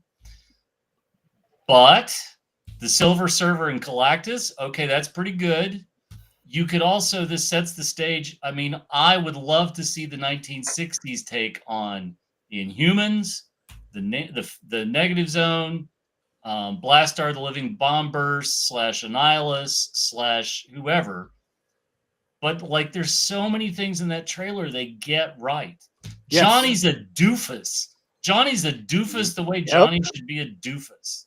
And I wasn't sure about who they cast as Sue Storm, and I was done. I was like, okay, I'm ready to smoke a cigarette. This is the Sue that 12-year-old Jim used to think about. This is good. I'm set. She is. She's pretty spot on. Yes, and the Thing probably should have been a little bit bigger and larger, but the Thing grew and transformed over the first few years of the comic book and got bigger and so on and so forth. It's a love letter to Jack Kirby, isn't it? It is. It really is. Everywhere. Really He's is. everywhere in that trailer. The designs, the costume. I mean, everything. It's Jack Kirby. Now, as far as and they gave us Herbie in a way that doesn't make me angry. Yeah. As far as no Dr. Doom, I would wait for the end credits scene. I think you're right. And I think that's and fair. it's gonna be like a shot of a camera, and all you're gonna see is this armor walking away and a great big green cape. That's all they're gonna show. I'll tell you the shot I want. One of the John Byrne runs of run of Fantastic Four. There was an image where you see Doom's hand tearing the cover. Was Doom's hand tearing the cover away.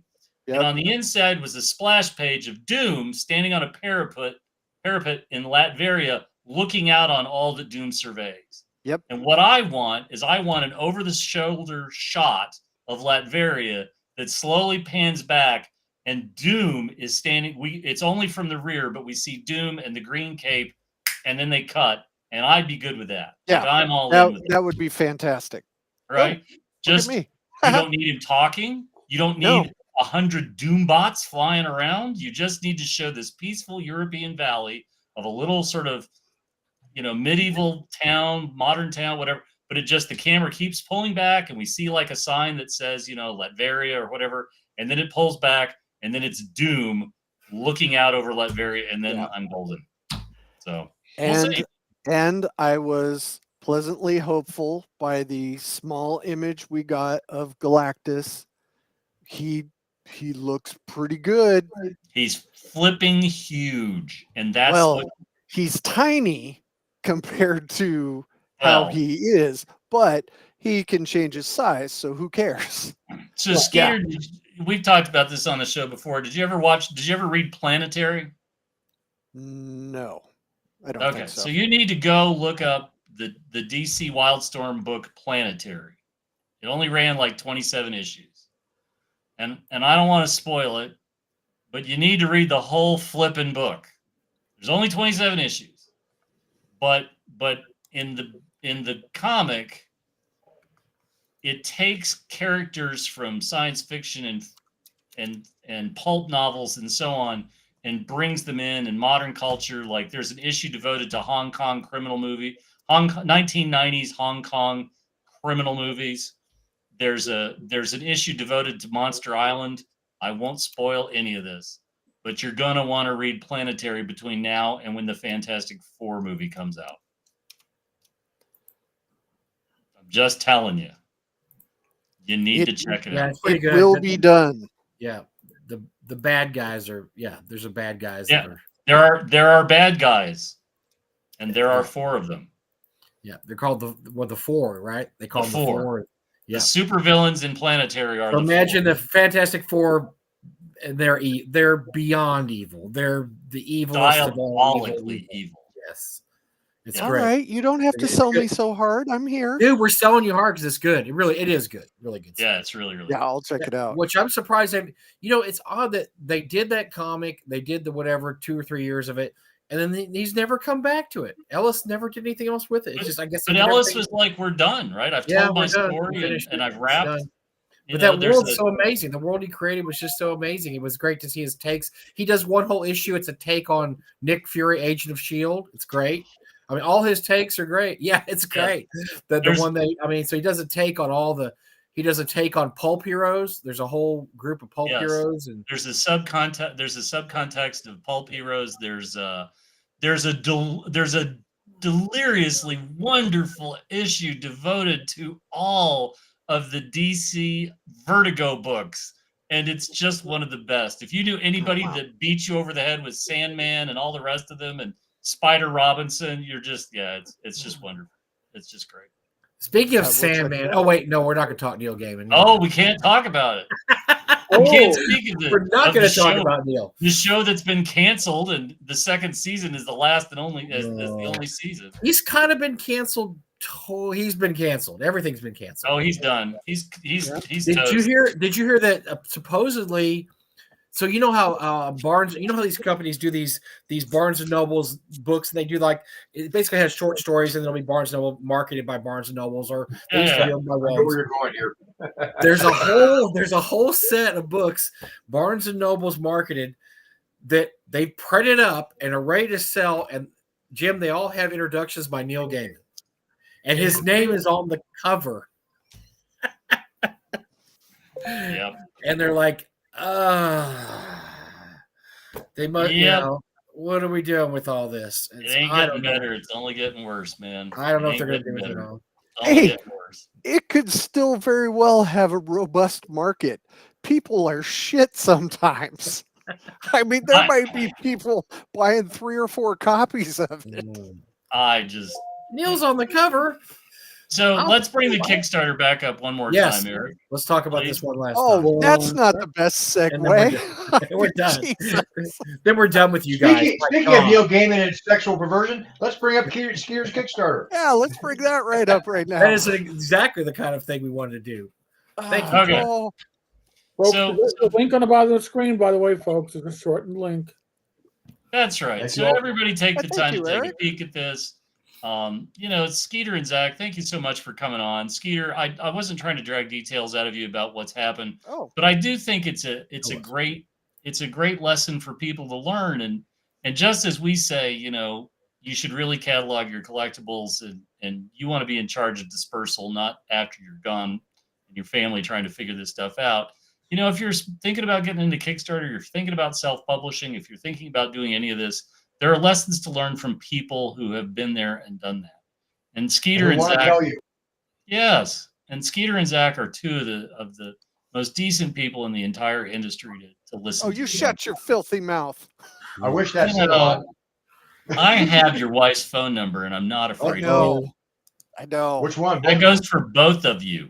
I was going to say, I have a feeling that I've found out a lot of people have my wife's phone number, and not for a bad way, like I would be offended. Bad for you. Like I found out I have a lot of keepers watching me.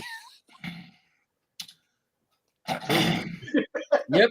No comment. I got my nothing. brother's keeper. Hey, speaking of her, she just showed up and asked why you're in the dark, Skeeter Green. You're in trouble now. Because I can't All right. reach the light switch. I can't reach the light switch. I'm not used to the sun's rays on my porcelain skin. Anybody who backed the Kickstarter, I know we went up like I think 3 people during the show. I really appreciate it if you did.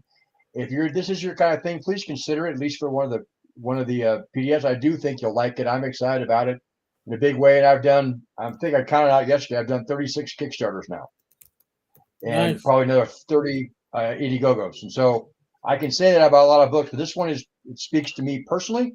And I think if you like older school stuff, I think you would really like this. So please consider it. Yeah. That was your key. That was about that's the kind you, of Skeeter. profound segue that yes.